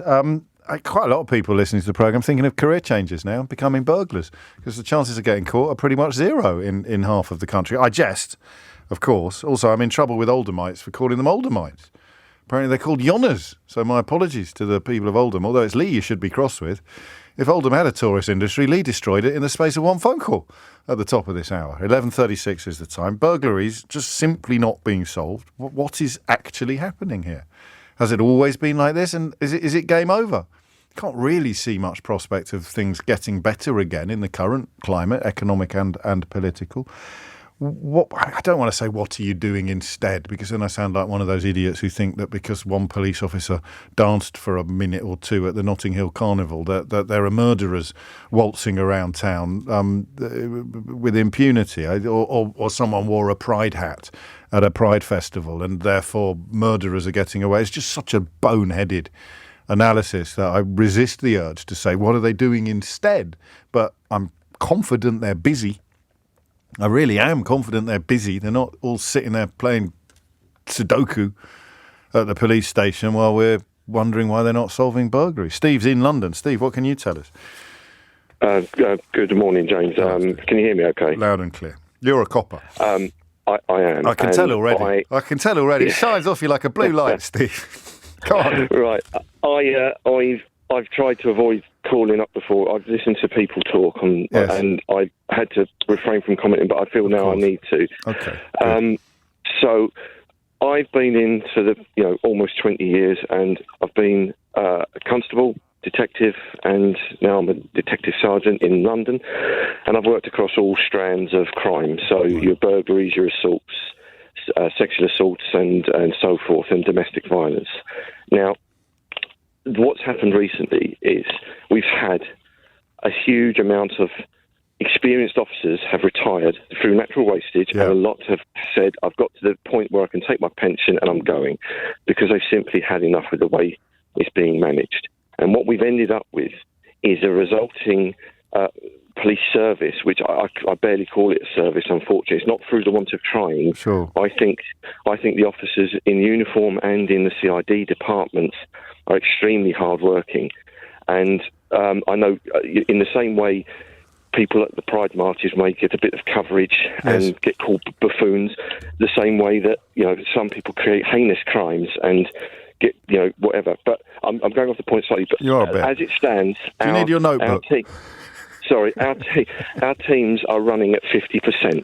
Wow. And by that I mean we have got staffing levels of 50%, which, we know that there's a staffing crisis, but the staff we've got are all within 5 years service. I've heard this. So recruitment and retention, all the public sector is struggling with recruitment and retention, absolutely. But in the police service it's particularly pertinent because experienced coppers are being replaced by inexperienced coppers at a scale that we haven't previously seen.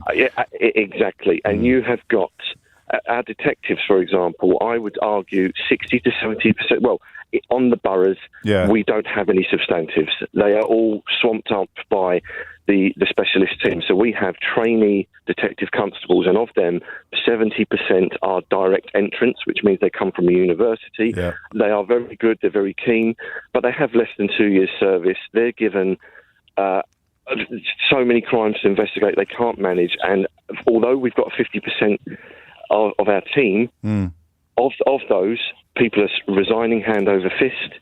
They're off with mental health issues. We've got detectives, sergeants who are now saying, I've had enough I can't take it.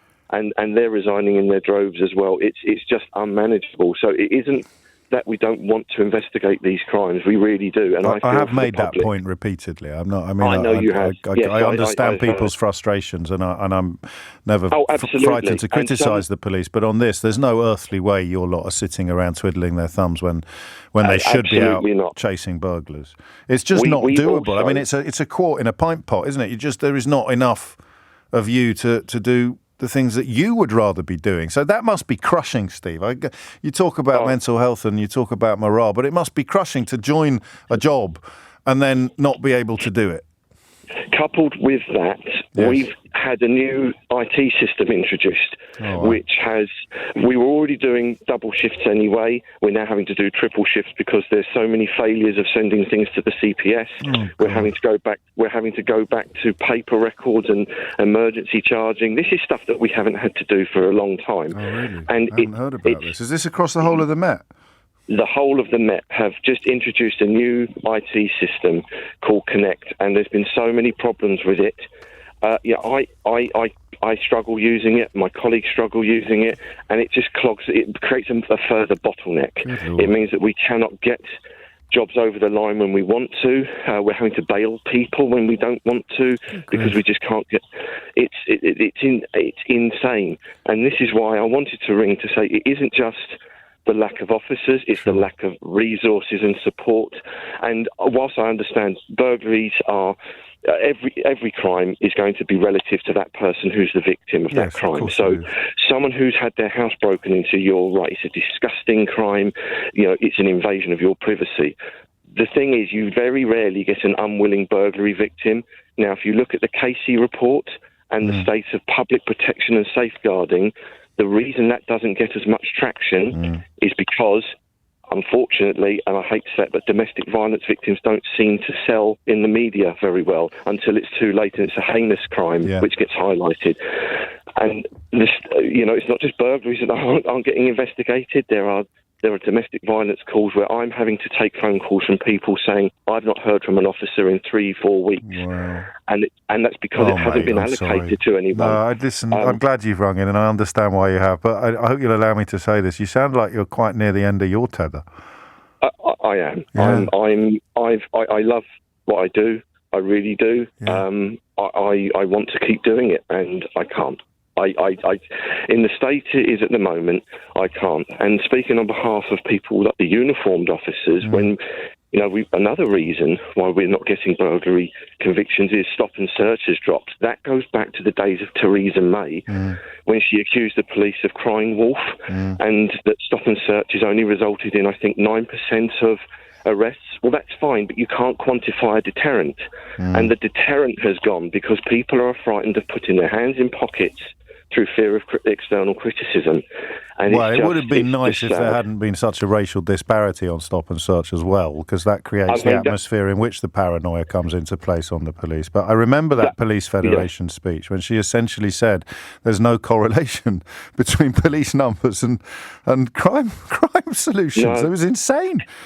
Coupled with that, it's no longer a job for life. You've got officers being told, I remember going to someone's passing out parade when Bernard Hogan Howe was there, and he said, I know this is no longer a job for life. I expect you to be here for 5 years to bump up your CV.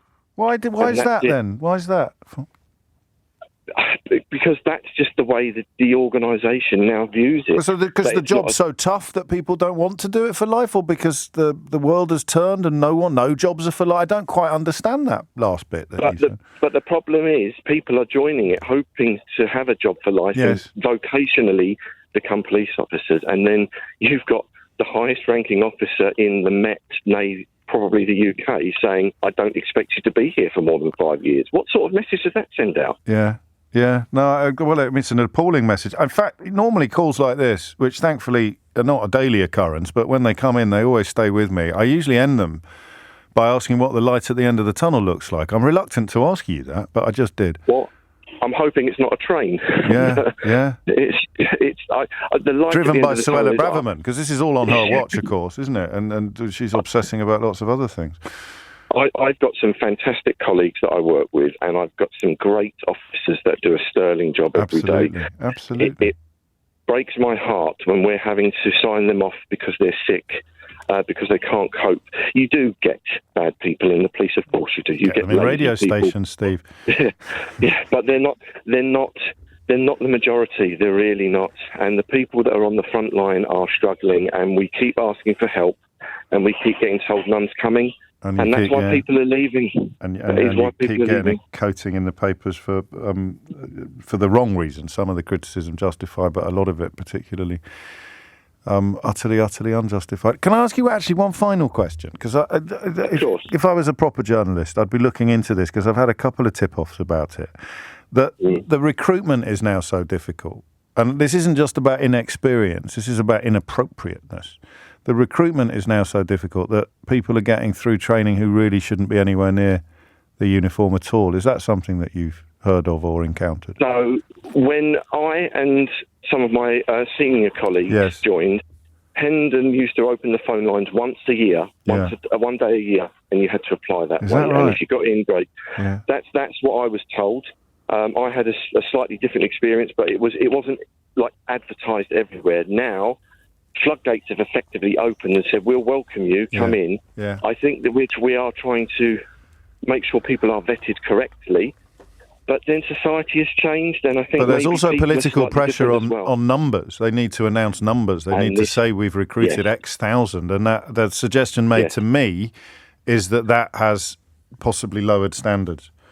Yes, and what you need to remember as well is we had teams of civilian support staff that are no longer there. That was part of the cut. They got rid of the support staff. So you now have warranted officers working in a backroom role who should be out on the streets policing, but they've now got an office job because we don't have the staff to do it. I can't blame those officers for going inside. No, well, that's the point. They've had enough and gone, do you know what, I just need to go in. Yeah. So, no, I hear you. Look after yourself, won't you? Most people are really grateful for what you do, I promise. In fact, let me read it. I wish all those, this is from Jane, I wish all those who damn the police as a whole would listen to the call on James now from a serving DS. That's the reality. It's so easy to throw mud, but at least make sure you're aiming it at the correct people. Thank that caller or that texter, please. I will. That's very, thank you. All right, you look after yourself. It's 11:47.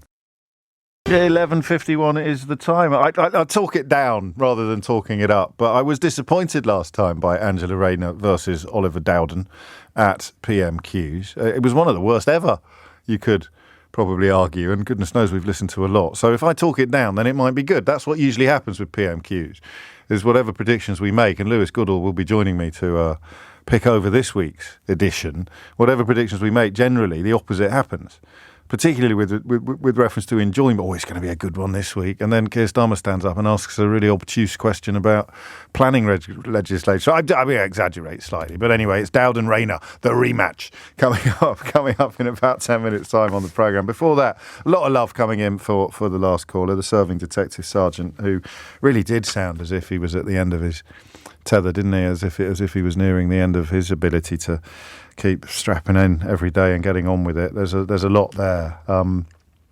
This IT issue is something that's probably worth looking into as well. I'll take this one on behalf of Steve from Mark in Purley. He says, I've never heard so much self-indulging whining in all my life from that police officer. I find that very hard to believe, Mark. I really do. You could perhaps read your own texts. For a start, what on earth has an IT system got to do with the public? We pay the police to perform, and right now they're not. Major shake-up needed. Well, off the top of my head, mate, the IT system would be the means by which the public's complaints or reports are registered and responded to, the means by which tasks are allocated to police officers so they know where they're supposed to be going and what they're supposed to be doing, the means by which evidence is collated and passed on to the CPS in the hope of securing a prosecution. I can't think of anything more important to a police officer, except perhaps a truncheon, than the information management system that essays the passage of knowledge, facts and evidence from frontline to backroom to court. So it's Idiot's Corner for you, my friend. Joe's in North Leeds. I've never seen Leeds split into points of the compass before, Joe. Who did that? Did you say North Leeds? I did say North Leeds. Oh, is that a posh thing then? Is that a posh thing then? No, yes, no. It is. It's a hyacinth not. bucket. No, we're in North Leeds. Don't put words in my mouth. That's like people who call Brentford North Q. Anyway, What would you like to say? So we unfortunately had a burglary 3 years ago, and it turns out that it was to steal our car. Right. We had friends staying with us, and they had a much fancier car than us. Oh gosh. And what happens in our area is you get. Don't worry though, because they don't live in North Leeds, so it's 15 all. Well, no, I think car crime is particularly bad in kind of West Yorkshire. So yeah, really bad. So the criminals had seen this fancy car outside our house. They'd come into our house to get their keys, but hadn't been able to find their keys. Of course. They'd gone outside with what they thought were our friends' keys. Gosh. It wasn't theirs. Came back in. So they came into our house twice. They ended up taking our car because it was the only keys they could find, which was a family car with a roof box on it. Right. So when we called the detectives, they came round and they spoke to us. And they said, actually, sometimes criminals like family cars because it's a bit of an inconspicuous vehicle for going on to commit other crimes. Oh, Lord. So they were in touch with us a fair bit, but it turned out... So what they do is when they steal cars, they'd take it to a nearby street, leave it for a couple of days just in case cars have trackers on them. Yeah. But then it was spotted involved in an armed robbery Good Lord. A month or two later. And they were able to spot that it was our car, not because of the registration plate, because they'd put fake ones on, but because of this roof box that was on it. It made it a distinct vehicle. Is that right? And it gave it. Yeah. So they were actually actively looking for the car. Then you felt. Yeah. So it turns out because they tried to take our door handle off to get entrance, but it hadn't worked. So they'd used a blowtorch to melt around the door handle to enter our house. Good Lord. And you were in all the time? You were upstairs? Oh, my gosh, don't. It's quite terrifying. I know it so is. You come down the stairs and it's just everything's upside down, isn't it? So we've got young kids. They wake up at 5:30 in the morning, and it turns out, because our neighbours caught it on CCTV, these guys had been in our house at like 4:30, 5 o'clock, so half an hour before I could come down. As I said, there were 3 guys, and they came into our house 2 times, and there were 9 of us sleeping upstairs. It's incredible. We didn't hear anything. But yeah, because they'd used this blowtorch, the police knew of a criminal who had recently come out of prison, and apparently this was a technique that he'd used before. So they were really hopeful that they would be able to find the guy. They had the CCTV. Our neighbour had their driveway freshly laid, literally the day before. So he had it fenced off, and they had dust marks of these guys coming across. Right. They weren't able to find them. They still didn't. We never heard. Didn't get their man. No, forensics detectives all over it, and I'm sorry. It's horrible for you. That it really is. Yeah. Isn't it? It could have been much worse. Did you get it back after it was used in an armed robbery, or did it? No, never appeared, and it also made it really difficult with kind of an insurance claim. No, yeah, exactly. I wouldn't want it, definitely not. But we weren't able to claim back on costs because it was kind of an open case, and the vehicle may be recovered and may need investigation. But that's a terrible business. Thank you, Joe. I shall always think of you when I visit North Leeds now. But that's a terrible business. Absolutely terrible business. Well, I had a car nick once. It wasn't even mine. I'll tell you about this. I got given a car by the Vauxhall press office because I was raving on air about the Zafira. I just thought it looked really nice in an advert. I'm not a petrol head, so they lent me one. They got nicked. So I had to phone them up and tell them, that car you just lent me for a fortnight, it's just been nicked. And it turned up about 9 months later. Anyway, that's not the best anecdote I've ever shared on the radio. Thankfully, Lewis Goodall, who's here to improve matters. Do they do that? What? Well, you just say rave about cars. Go on, you know what? I love a Rolls Royce. Do you? It's I could see you in it. Beautiful. I could see you in a Rolls Royce. But like one of those classic ones. Yes. Maybe a couple, because you don't just want you want a summer and winter car, don't you?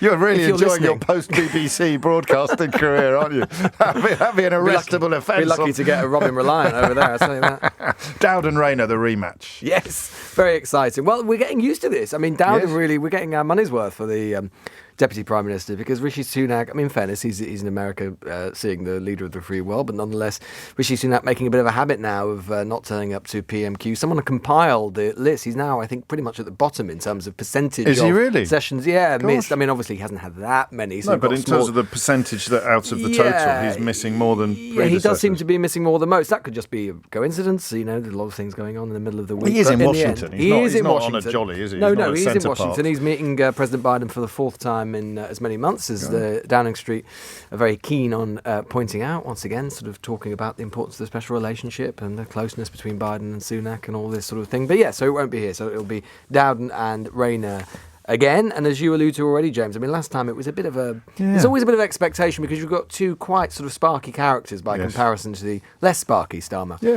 and Sunak. But, maybe they will have got used... I think the last time they did it was the first time the two had met since Raab had resigned. So maybe they've got the measure of each other a little bit more this time. So what do we reckon then? What are the obvious... I suppose the COVID inquiry is the main one. I mean, after what happened at the end of last week, there was very little politics in it for Labour until that point. But now they've been trying assiduously to sort of point to the idea that Sunak specifically has something to hide. And you'll see over the weekend stories in the papers around the idea that the Eat Out to Help Out scheme in particular would be something that the COVID inquiry would want to focus on. So Labour trying to draw a link between that and what Sunak might be trying to hide from us in terms of his own messages from that period. We already know, of course, from the Matt Hancock messages with Isabel Oakeshott release, that there was internal worry within government about the Out to Help Out and scheme. internal evidence.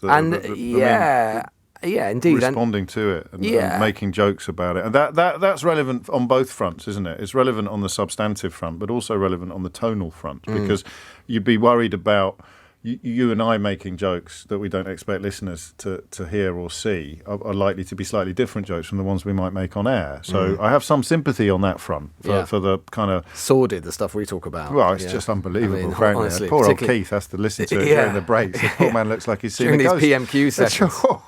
But on the other hand, of course, if they knew stuff that they were publicly denying, that's incredibly problematic for them. Yeah, it is problematic. And look, Labour's view has always been, I think, that there isn't that much politics to be had in COVID. We sort of saw that in the COVID period. And Sunak, of all the ministers, arguably had quite a good COVID, and which partly led to his ascension. But yeah, if there is any politics to be had in terms of linking his record with that period and the idea of trying to besmirch it slightly, and this idea that he's a good manager and all of that kind of thing, then they will do it.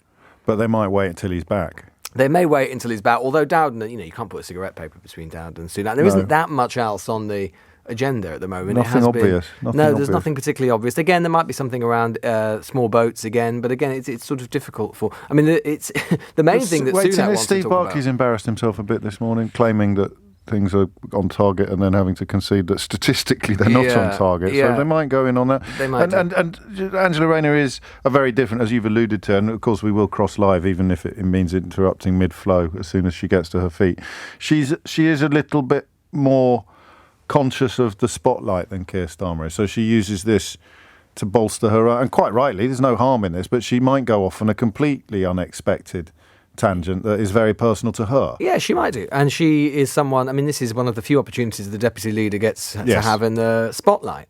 And there's a lot of speculation about her and the relationship between her and Starmer, and something that, if you remember the last time, and in a way it was probably part of their problem, the last time this happened, Dowden used a reference to Holly and Phil to describe the relationship between Starmer and Rayner. So unusual popular culture reference there in Prime Minister's questions.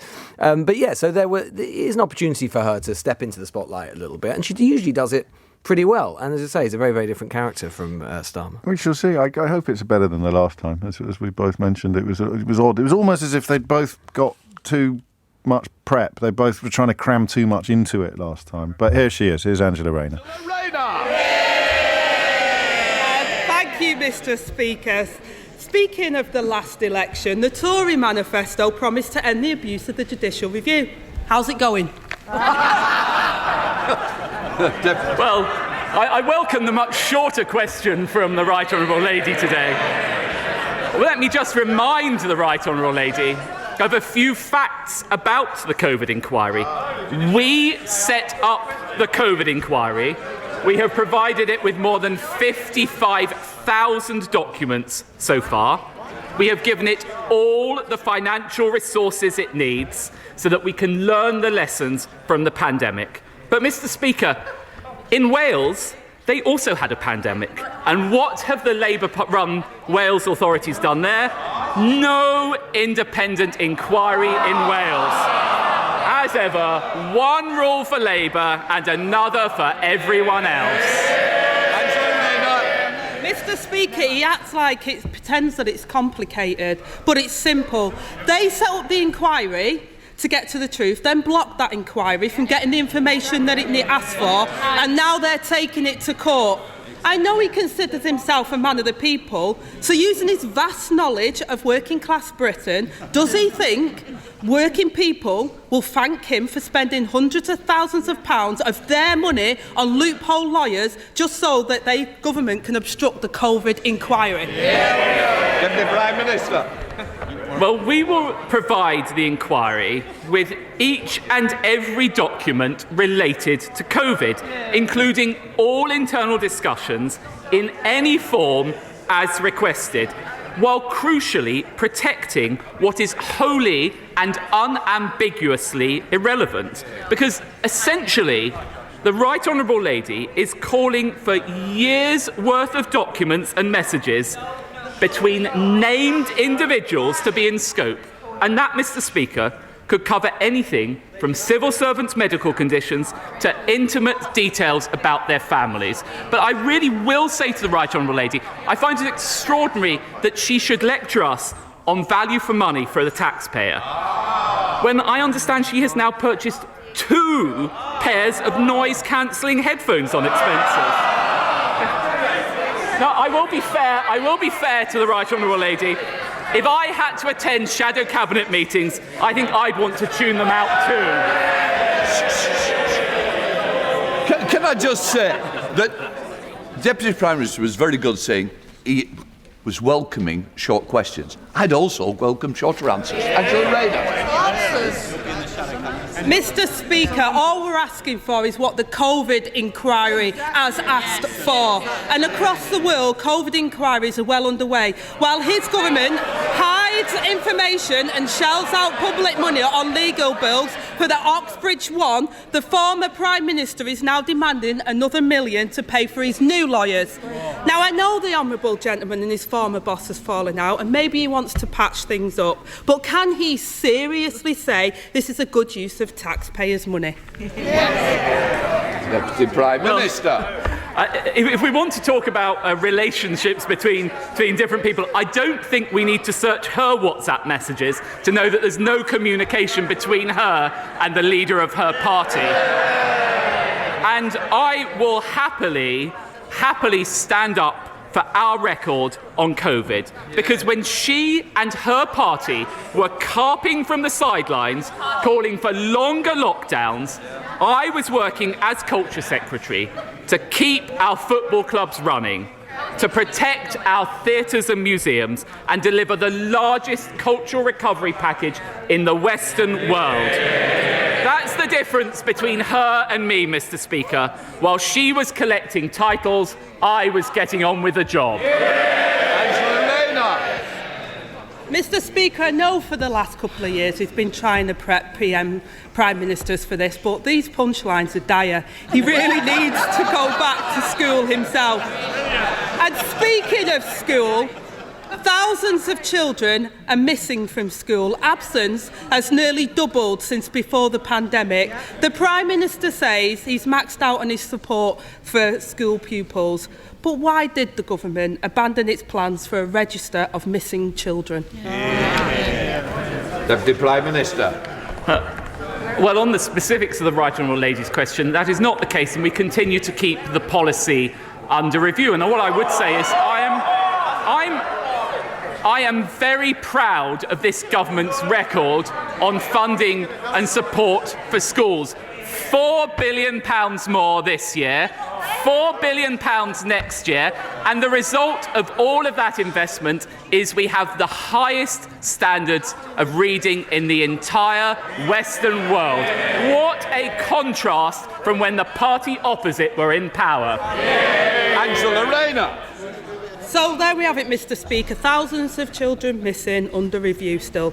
So let me ask him about another, something else that's gone missing. The Public Accounts Committee this week revealed that the government's fraud increased fourfold, with ministers overseeing the loss of £21 billion of taxpayers' money in the last 2 years. Can he tell us how much of our money they expect to recover? Deputy Prime Minister. Well, Mr. Speaker, we are working tirelessly to recover those funds and we have made huge progress already. But again, if the party opposite wants to talk about good use of taxpayers' money, what do we have from the party opposite? Plans for an unfunded £28 billion spending spree. And what would that do? Drive up borrowing, push up interest rates, adding £1,000 to everyone's mortgage. Mr. Speaker, I know they're out of touch, but even she must realise that Britain cannot afford Labour. Angela Rayner. Mr. Speaker, Britain can't afford any more of the Conservatives. And he seems to have lost count. The answer is a quarter. Only a quarter of the billions of pounds of taxpayers' money lost to fraud is expected to be clawed back. If this government can't get the public money back, they can't be trusted with anything else. It's become a pattern of behaviour from the Conservatives. An inquiry missing the evidence, schools missing their pupils, taxpayers missing their money, and ministers missing in action. And all the while, working people pay the price for their mistakes. This week, the Public Accounts Committee also warned that this epic fraud and waste could happen all over again due to the ministers living in denial of the facts. If his government can't admit the truth, then how on earth can they learn the lessons? Deputy Prime Minister. Well, I would say to the Right Honourable Lady, we're actually putting more resources in throughout this year to tackle fraud and error, and we continue to make real progress with it. But again, it's quite extraordinary from the party opposite. While we are working to drive down inflation and energy bills, what's the Right Honourable Lady doing? Receiving £10,000 from Just Stop oil backers. Oh yes! Adopting their policies, backing protesters, blocking new production, and forcing us to import more foreign oil and gas. Do you know what? For once, Mr. Speaker, I find myself in agreement with the GMB union. What did they say? It's naive, lacks intellectual rigour, and could decimate communities, just like Labour. Thank you, Mr. Speaker. The latest route update for East West Rail has recently been published, and unfortunately, the link to Aylesbury is still just a dotted line on the map. Now, I've raised the need for this vital link on several occasions in the House because it'll cut congestion on our roads, it'll stimulate the economy, and it will reduce air pollution. Each time I've been asked to work with stakeholders to reduce the cost. I'm really pleased to say we've managed to do that. There is now a much cheaper proposal on the table. So can my right honourable friend now please change that dotted line into a solid line and give my constituents the railway they do want? I know my honourable friend is an absolutely tireless campaigner for this project, and I can assure him that the Department for Transport is working with Network Rail and the East West Rail Company to consider the feasibility of lower cost railway links on the Aylesbury spur, and I know that he will continue to make that case very, very vigorously. We now come to the Deputy Leader of the SNP, Murray Black. Thank you, Mr. Speaker. When the Prime Minister took office, he said he would put economic stability and confidence at the heart of this government.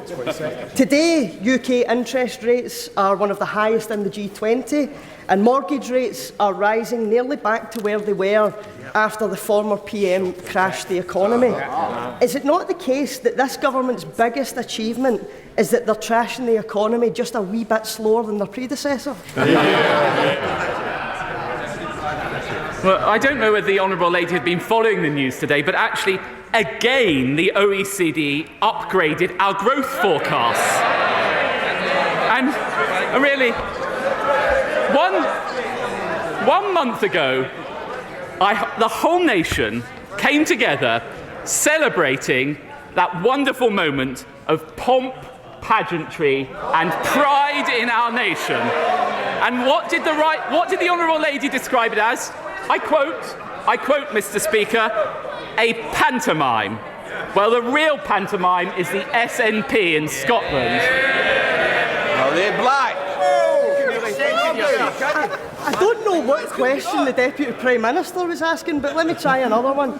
This government plans to cut taxes for the richest, spend £6 billion imprisoning people fleeing war and persecution, and has lost £21 billion to government fraud throughout this pandemic.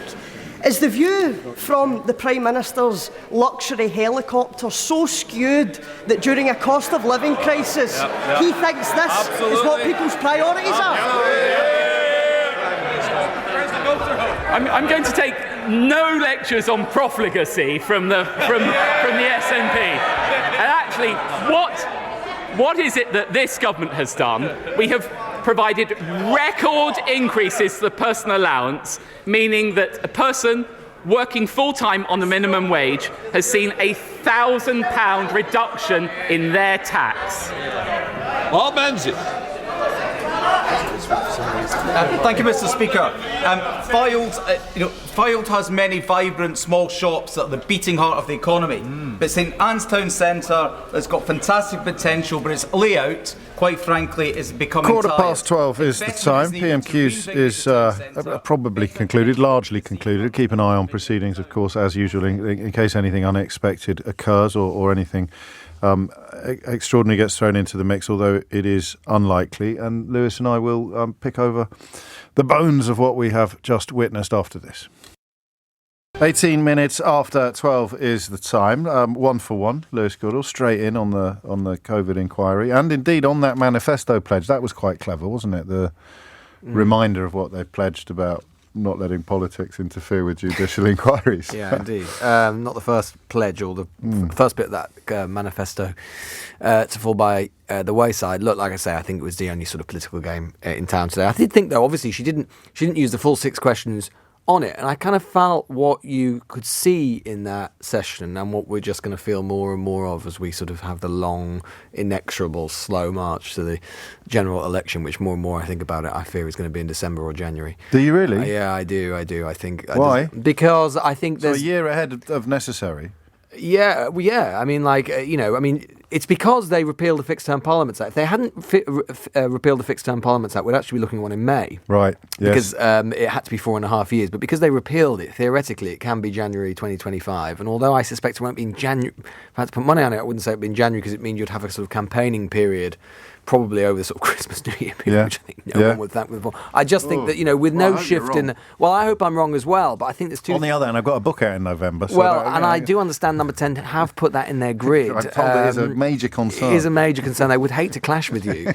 So I think that, with no apparent shift in the polls, I just think the temptation to just play it as long and long and long as possible. They always do, governments, when they're reaching their kind of fag end, assuming that this one is, they always was Major in 97 or Brown in 2010. They just hope something will come up, something will turn up. There was an MRAP poll today which said that Labour were on course for 140 seat majority.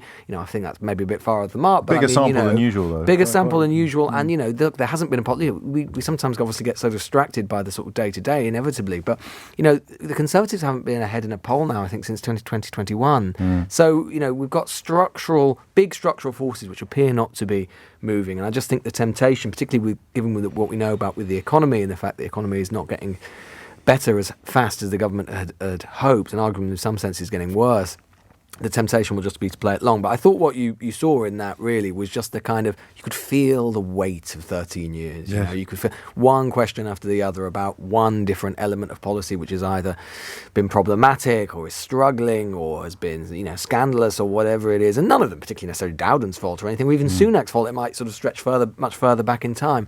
But there is just so much ammunition to try and sort of thread a message together. It doesn't necessarily mean Labour are doing it particularly successfully, but they have a lot of ammunition that they can put into the revolver political revolver to fire. And, I think you could just sort of see that at PMQs today. You've got a fan in Finchley, Lewis. Oh, really? Peter's just texted. One of the Thatcher family. But Peter texting to say Lewis is very, very good, which is pretty much the only enthusiastic message to come in the context of PMQs. Dave in Bristol, well, that was pathetic. Steve says he sounds like a ventriloquist's dummy. Lester says not a single question answered yet again. Julie thinks Dowden sounds even more complacent and condescending. He makes Sunak seem a fraction less mechanical. John in Medway, this is pathetic. Danny, painful experience listening to this. I don't know why we bother. And this one here, we've got a producer in waiting saying it's time to stop carrying PMQs, James. They haven't answered a question in 6 years. About 16 years. Yes, Dowden more so than Sunak, possibly, because he moves very, very quickly to... trying to answer a question about the COVID inquiry by referring, or was it fraud?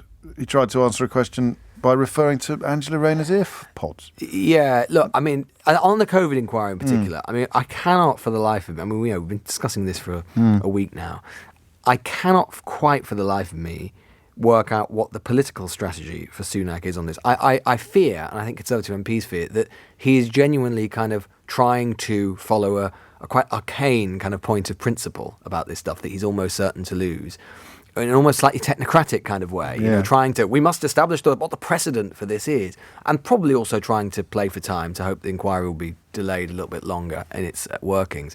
But if that is the case, I mean, that is just absurd, because ultimately, whatever officials may think, and whatever he may think about the principle of handing this stuff over, every single expert says that they are very, very likely to lose it. Yes. So what is the political gain? There is no political gain at all. All there is, it just allows, as we saw, as we predicted, and as Rayner did exactly in that session, it just allows Labour to construct a narrative to say they're trying to hide something. They're trying to hide something from you. And even now, if they decide to, and I wouldn't be surprised, by the way, if in the next week or so they do just decide to hand it over, but then the damage is done. And I think there is this worry. Whenever you talk to Conservative MPs, they'll sort of slightly roll, although they are grateful in a sense to Sunak for restoring some stability. Things don't feel existential every day like they basically did for the whole of 2022.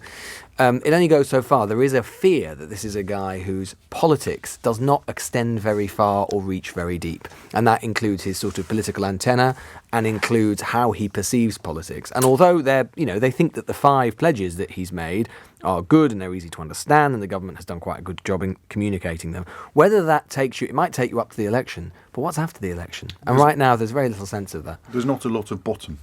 He rose without trace as well, didn't he, really? So I'm fascinated by people like that. It's almost as if, well, I've made all my money. I'm still young. The obvious path for me to go down now is politics, which doesn't speak of a passionate policy core, does it? Yeah, look, I think a lot of the Sunak premiership and a lot of the election will basically come down to this. It's a very modern thing about vibes. I don't think there isn't much. One of some of the reports today from the Prime Ministerial trip to Washington, a lot of the sort of lobby reporters there saying, in the huddle that is done where reporters sort of gather around and ask the Prime Minister loads of questions on the plane, them all saying the only time that he really kind of lit up was talking about AI. And this doesn't surprise me with Sunak, because I think there's a bit of the kind of Wilson white heat of technology about him, right? I think that his sort of You sounded vibe, a bit like Harold Wilson there. He was just inhabiting me briefly, Jen. Pound in your pocket. Yeah, he That's has what a little turns him bit on. Yeah, exactly. Not Harold Wilson, but the technology and the sort of technological argument. And he is this kind of, Silicon Valley, Pasadena kind of California guy at heart, I think. And, I think one of the great questions, and again, Conservative MPs asked this a lot, Brexit, why did he back Brexit? Yes. What is it? Because on so many levels, there is so much about him. You could sort of see him far more in the kind of Cameroon Tory. Yes. In many ways, he is in that, and yet there is this slight oddity about him. Why did he back Brexit? And I think, insofar as, to be honest, he's never really articulated it particularly comprehensively, which is one of the reasons why so many Brexiters on the preferred Liz Truss. Preferred Liz Truss, exactly. The sort of the zeal of the convert. They preferred that to this guy who didn't articulate it particularly effectively. But insofar as we can tell, I think one of the reasons is because he perceived this kind of sort of lower regulation, leaning into kind of tech and all these sort of things, that he didn't see the EU as a particularly good vehicle to do that. It would be protectionist in that way. The problem for him is, in all of these ways, as ever Brexit comes back to bite, which is that he may well, apparently he's gone to Biden, going to the US today because he really wants to talk to Biden about AI and how it can be regulated and what the advantages are. But of course, and Britain is a leader in AI. But the problem is, of course, it's sandwiched as we are now between these two big regulatory blocks, the EU on the one hand, America on the other, and to some extent China from a distance as well. It's much harder for the UK to exert much influence. You're not allowed to say that in the Conservative Party, though, are you, really? Exactly, he can't Raphael say that. Baer's written a very good column about it this morning, which touches on the friendship is not the same as influence. It's a bald strategic fact that Brexit makes a British Prime Minister less useful to Washington. Which is one of the reasons the US opposed it at the time under Obama, because we were always that sort of conduit into Brussels, and now the Germans are, to some extent the French are, all the Americans just have less influence, full stop. There's a tension as well between the personal and the political here, isn't there? Because if he did secure some sort of meaningful cooperation on AI regulation and could cast the UK as having taken a leading role, unlikely though that is, it's not going to win many votes in Wigan on a wet Thursday night, is it? And again, that goes back to the point I was saying about kind of what is what is the Sunak vision? Yes. What is beyond sort of steadying the ship, beyond getting those 5 pretty narrow, some of them more ambitious than others, but nonetheless in their own way, narrow kind of technocratic things to make the state work a bit better than it has done. What is, because I mean, the next government will be taking us into the 2030s, assuming the Parliament survives that long, 2029, 2030. God, yeah. So, there has got to be some kind of, on both sides, there has got to be some sense of where the hell this country is going. And as I say, most Conservative MPs fear that the guy, although he's very industrious, hard-working, that, in many ways he's more decent than some of those who've come before, although perhaps the bar is quite low, that it doesn't go, in terms of the politics, much further than that. I should clarify, I misunderstood you earlier when you said December. I thought you meant this December. Oh, no, December I realised 24. what you were talking about. A couple of my texters remain confused. Oh, sorry, no, although December 24. Still, I'm getting quite annoyed. It's funny and tongue-in-cheek when I read out one complimentary text for Lewis Goodall, but if that then prompts a flurry of them, then the ego of the presenter is such that it becomes slightly irritating. All those newsagents fans, James, they're a very loyal bunch. Really enjoy Lewis Goodall, lovely radio voice and such a clever presenter. What am I, chopped liver? And Carol, that husk of yours. Carol in Basingstoke says, more of Lewis Goodall, please. Could you ask him to do a Russian accent? Do you do accents a lot on newsagents? I do a few accents. I might avoid doing the Russian one. I went to see this new play about Putin last night, and I'm a bit worried about doing Russian accents. Is that the one with Tom Hollander in? Yeah, I think I'm going to see that tomorrow night. I can't wait, actually. Did you go as well? I think the producer... Is it brilliant? The producer went last night as well. Yeah, it's very good. Are we done? Is there anything? Well, the Mari Black's always fun, isn't she? She's very good. The other thing I thought was, again, we were talking about before, is about this Just Stop Oil thing. And again, Dowder mentioned it a lot, and you've seen Greg Hands, the Tory Party chairman.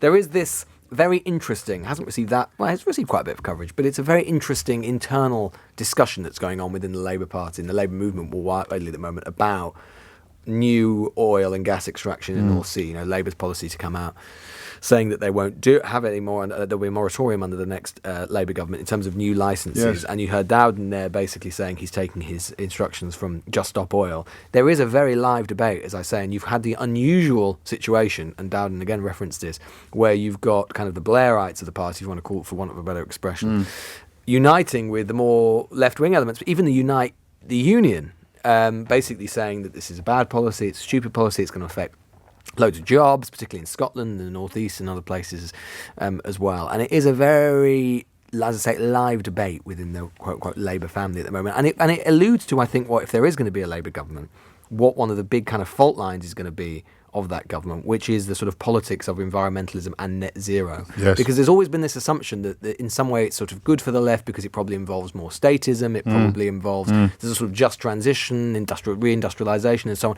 Well, it might do, or it might not. I mean, Macron has just had a report given to him in the last week, which basically says there is a huge danger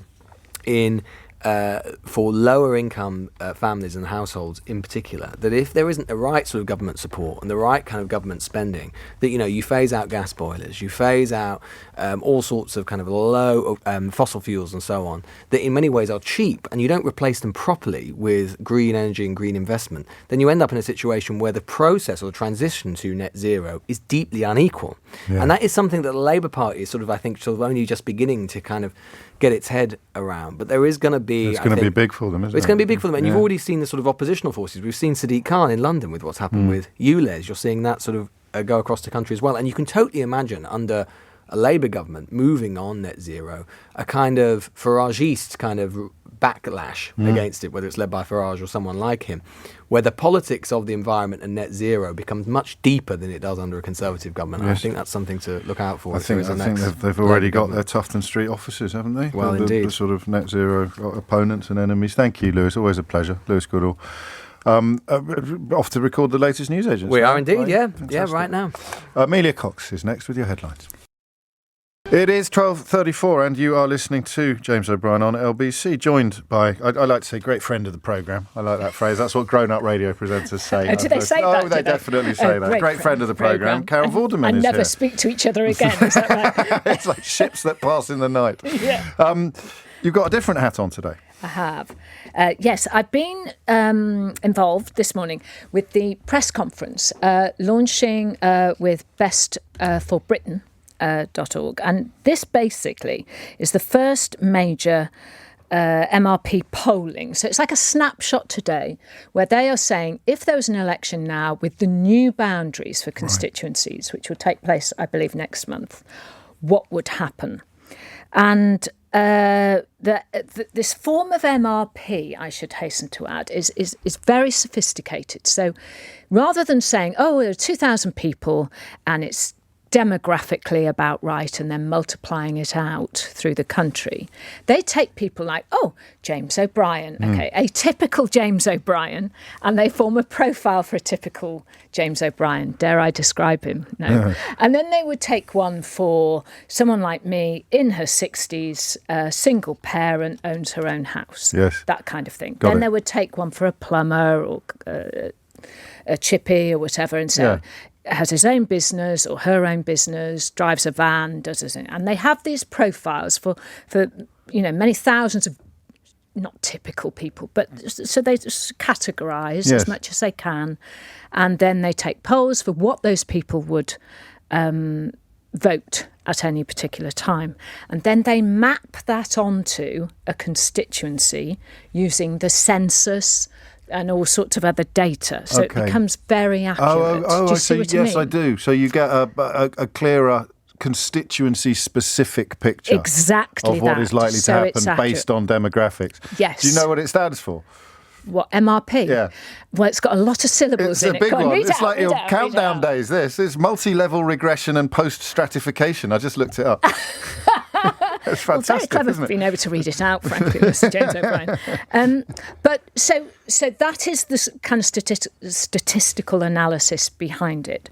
So there was wonderful Naomi from Best for Britain, Professor John Curtis, who we see obviously mainly on the BBC, but on lots of channels, talking about, particularly on election night, and a wonderful guy called Luke Trill, whose company does a lot of focus groups. I don't know if you're familiar with him. Yes, I am. I know as well.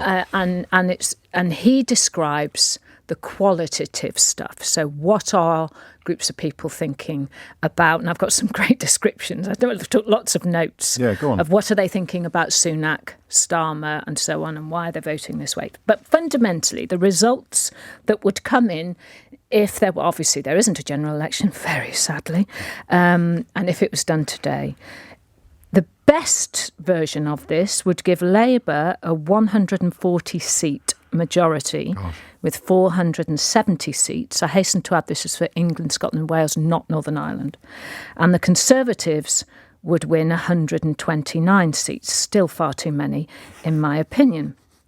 But when you look at, then they can take out Reform. If Reform UK stood back in Conservative marginals, that changes because there's a big assumption that if you're going to vote Reform, you would, and they weren't there, you would then vote Conservative. Well, that's the party that Farage was leading last time round, isn't it? Effectively. So they did withdraw from Conservative. Exactly. Yeah. So if they stood back, that shows in this polling, in this statistical polling, that Labour could drop to around 400 seats, and the Conservatives would go up to about 200 seats. So the biggest block of voters was Labour at 35%, Conservative 23%. I know, who are these people? And the don't knows are the third biggest block at 12%. Okay. So if you then assumed that a lot of those, because a lot of the don't knows were Conservative voters, if you assume they go back, then you start to get into tricky territory when you combine that with Reform standing down as well. So those two things, the undecided all go to Tory and Reform stand down, you could then be in a hung parliament scenario, still with Labour having more seats than the Conservatives, but it would be a hung parliament territory. So that was fundamentally what they were talking about. But it was a sort of, what are people thinking? This is what Luke was. I'll just mention, this is the modelling, the MRP modelling. It was the one that got 2017 bang on, including the shocks in places like Kensington and Canterbury, which I didn't understand at the time. But now you've explained the constituency-specific nature of the work. That's how they could know in 2017 that Kensington was going to surprise everybody. Absolutely. And in 2019, they got it within 1 one seat. It's incredible, isn't it? So it is incredible. So it is, as far as analysis can go and projection can go, it's very, very important. And Naomi from Best for Britain said in 2019, she said to the Liberals, don't go with this. Just don't go and say, let's have another election, because this is what's going to happen. And they ignored it. Anyway, we know what happened after that.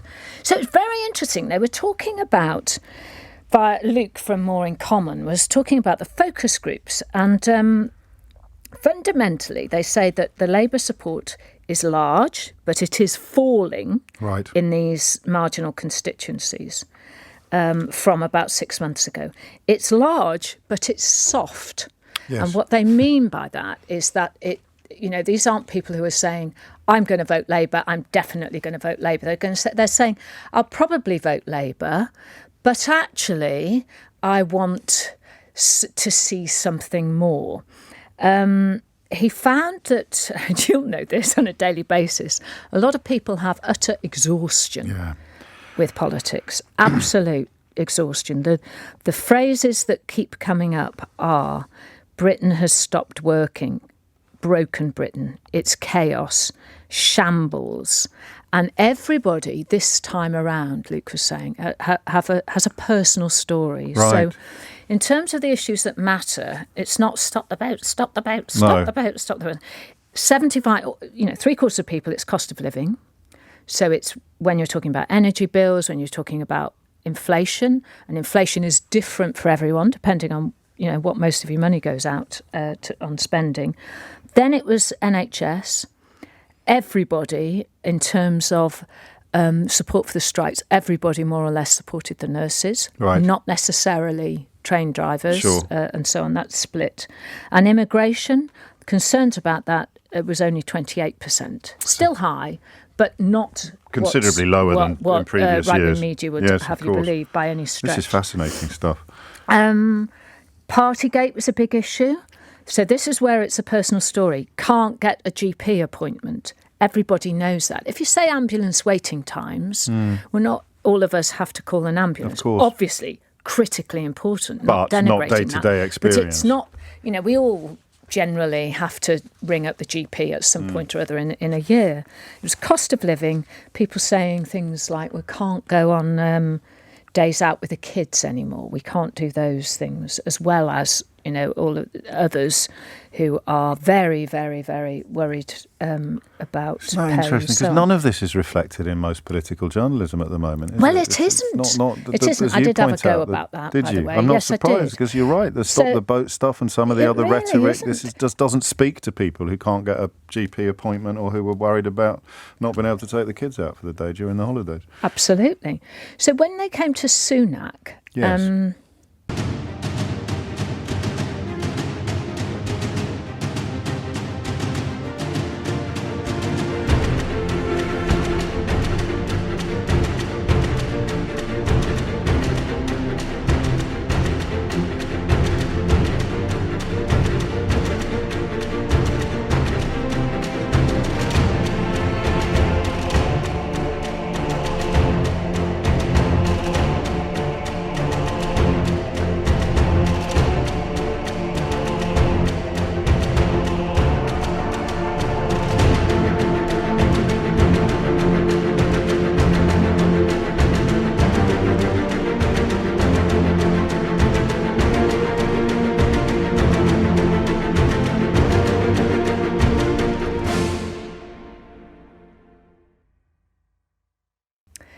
This is the way he's described. He is less unpopular than the Conservative Party. I like that. That's lovely, isn't it? Talk about damning with faint praise. When he's next on his lectern, when he has his little things, his little stickers on the front, less unpopular than the rest of you. I am less unpopular than the rest of my party. Because it's relative. So he is unpopular, but the party itself is even more unpopular than he is, which is a win for him. It just is.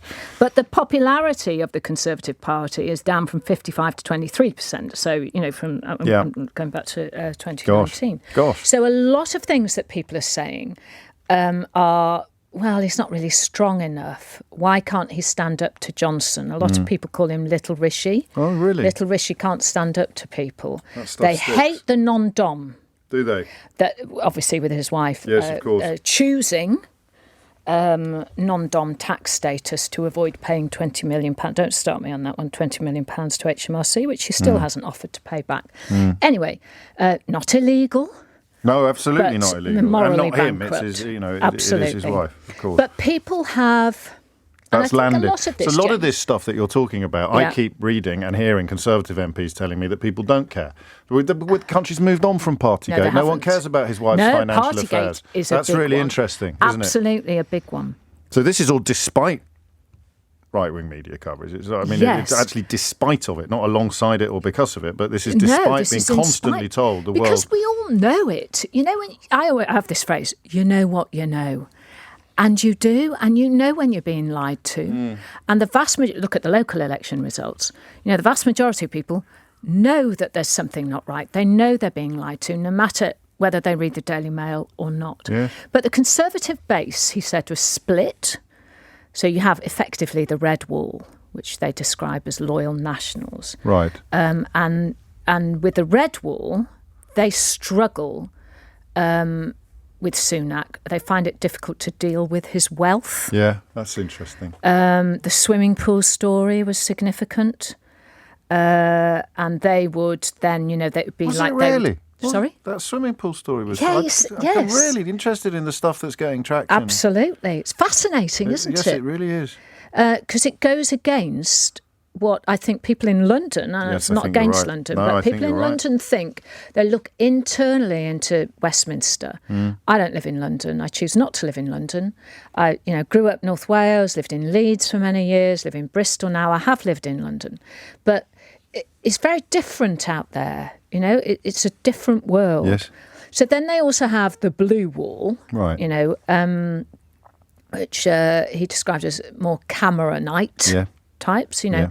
They didn't like Boris Johnson, but they quite like Rishi Sunak Right. because they're quite liberal, so they quite like him. But fundamentally, the message is Labour have got to get their act together, and also if Sunak's rating falls, then the Tory party fall with him. Yes. So they really do need him. And then you come on to Starmer, and people go, oh, they're judging him against Tony Blair. Absolutely not. They're Right. judging him against Jeremy Corbyn. That's a win for him. That's a win, exactly. But his description was, he's a bit meh. Yeah, I knew you were going to say that word. Yeah. But partly from the shape of your mouth as you prepared to say it. Because it's quite, but yeah. He's a bit like... So as they say my mum would say, it's neither nout nor summit. Yeah, so isn't it? they're not like against him. They said he's competent, and this is the critical thing, but does he have the answers? So bearing in mind, the phrases "captain hindsight" and so on have stuck. They have. Yeah, absolutely. The whole Jimmy Savile stuff, well, I'm not saying he did, but the question saying, well, didn't he let, this sort This is of why vague Johnson did interest, it. I mean, it's didn't completely he let dishonest. him off, didn't Right. he, and all of Okay. that. That's And interesting. they're cynical that any of the stuff that the Conservatives are saying, they're very cynical that any of it's going to work. Even those who vote Tory don't believe that what they're telling us. Halve, I can't remember what the 5 are now. Halve inflation. Bring down the waiting Stop list. the boats. Stop the boats. There's a couple of others. I can't remember. This is amazing stuff. Stop the boats. Where can people find out more about it? So if you go on to Best for Britain, Yep. all spelt out, I'm just going to have to get the website up. Hang on here. bestforbritain.org, O-R-G, and then it would be on there. Isn't it? It's amazing. I know that finally, just for my own, Luke Trill was asked about what people thought about Suella Braverman. Did you take any notes about that? I Let's made just a note do that of in He conclusion. said she would effectively be the longest suicide note in history. For the Tory party. For the Tory party, yeah, exactly.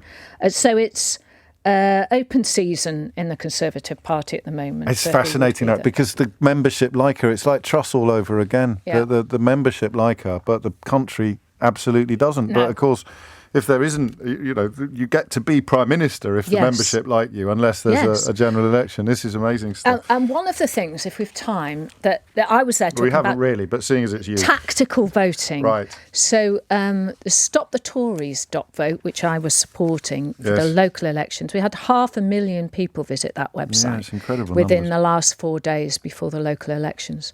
And I honestly believe that tactical voting will be... Could make a massive difference. Well, those 12% of undecideds as well. If you combine the two, then it's all to play for. Carol Vorderman, what a pleasure. Lots of people delighting in this this career. What is it? A career augmentation. I don't know what it is. It's about this new avenue. It's just an angry old bird from North Wales, basically, getting very cross about how we are. And as you say, the detail of the polling is absolutely staggering. Yes, it is. Engrossing. We'll see you soon. Yeah, you will. Thank you so much. If you want more of Carol Vorderman and with occasional interruptions from me, I'd refer you to our recent Full Disclosure interview, which has been one of the most popular of the year.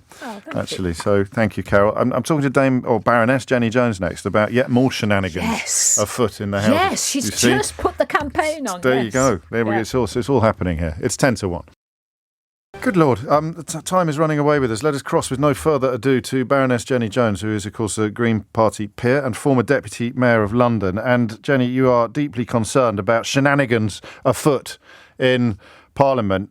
Tell us precisely why you've tabled what is known as a fatal motion due to be heard on Tuesday.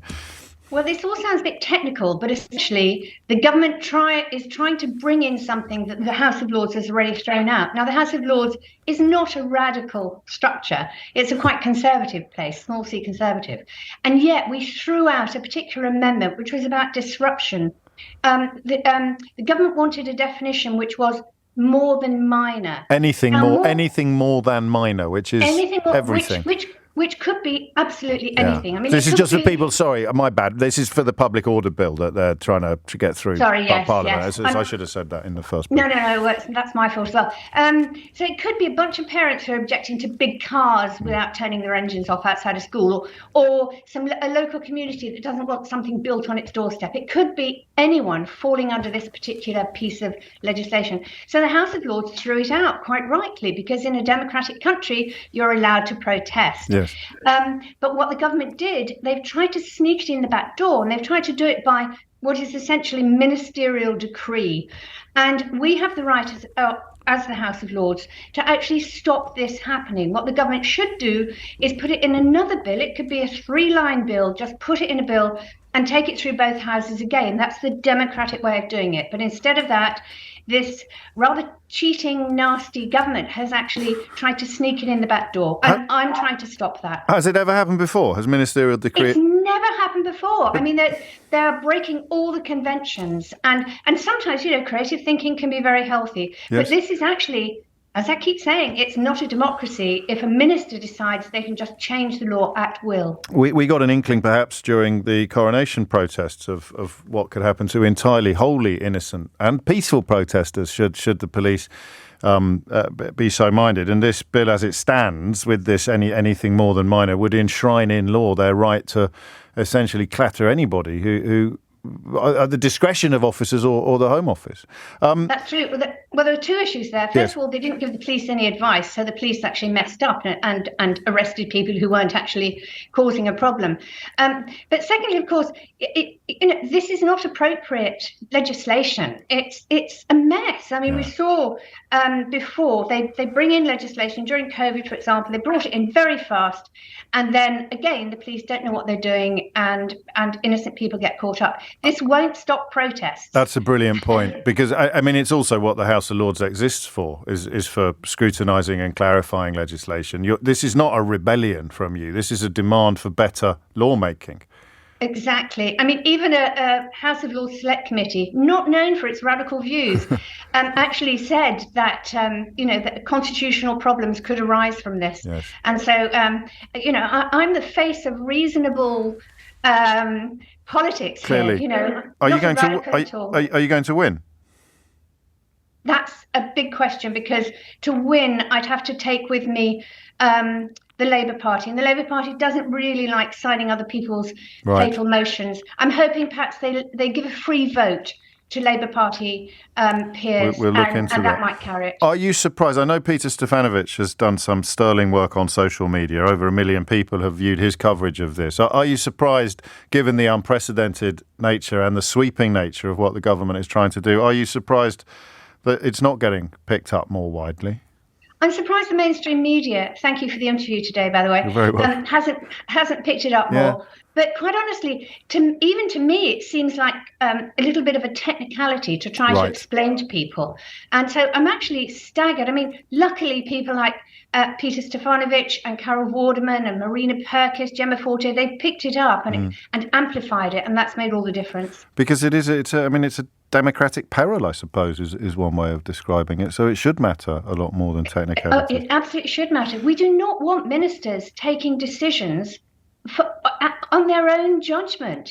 This should be something Parliament does, MPs and peers. That's a lovely way of putting it. So you give a politician the power to decide what protests are allowed and what protests aren't, because the wording of the bill is so vague, it becomes essentially a political weapon rather than an item of law. Indeed, and of course it needn't stop at the idea of protest. It could be on any other law that we have on the statute books. Jenny Jones, many thanks indeed. You can find out more about that by looking at the video that we referred to by Peter Stefanovic, or just looking up Jenny actually on Google and finding out the work that she's doing in this area. Gosh, two amazing women to end the programme with, Carol. And now another one. I've hit the hat-trick. Sheila I was Fogarty's. hoping that was going to be the Sheila follow-on. Fogarty's in the house. That's magnificent. If you missed any of today's show, you can listen back on Catch Up on Global Player, where, of course, you can rewind live radio. There's also a whole show podcast that you can use as a sort of catch-up service. You'll also find all LBC's shows there, as well as the best video clips from LBC and other global stations. Download Global Player for free from your app store or head to globalplayer.com. Tom Sawbrook with you at 4. Sheila Fogarty with you now. It would have been awful if you just said, and now Sheila. Two great women in the chat. Here's Sheila Fogarty. There's a man who values his face, Yes, ladies and exactly gentlemen. Thanks very much, James. Thanks very much, James. Thanks very much, James. Thanks very much, James. Thanks very much, James. Thanks very much, James. Thanks very much, James. Thanks very much, James. Thanks very much, James. Thanks very much, James. Thanks very much, James. Thanks very much, James. Thanks very much, James. Thanks very much, James.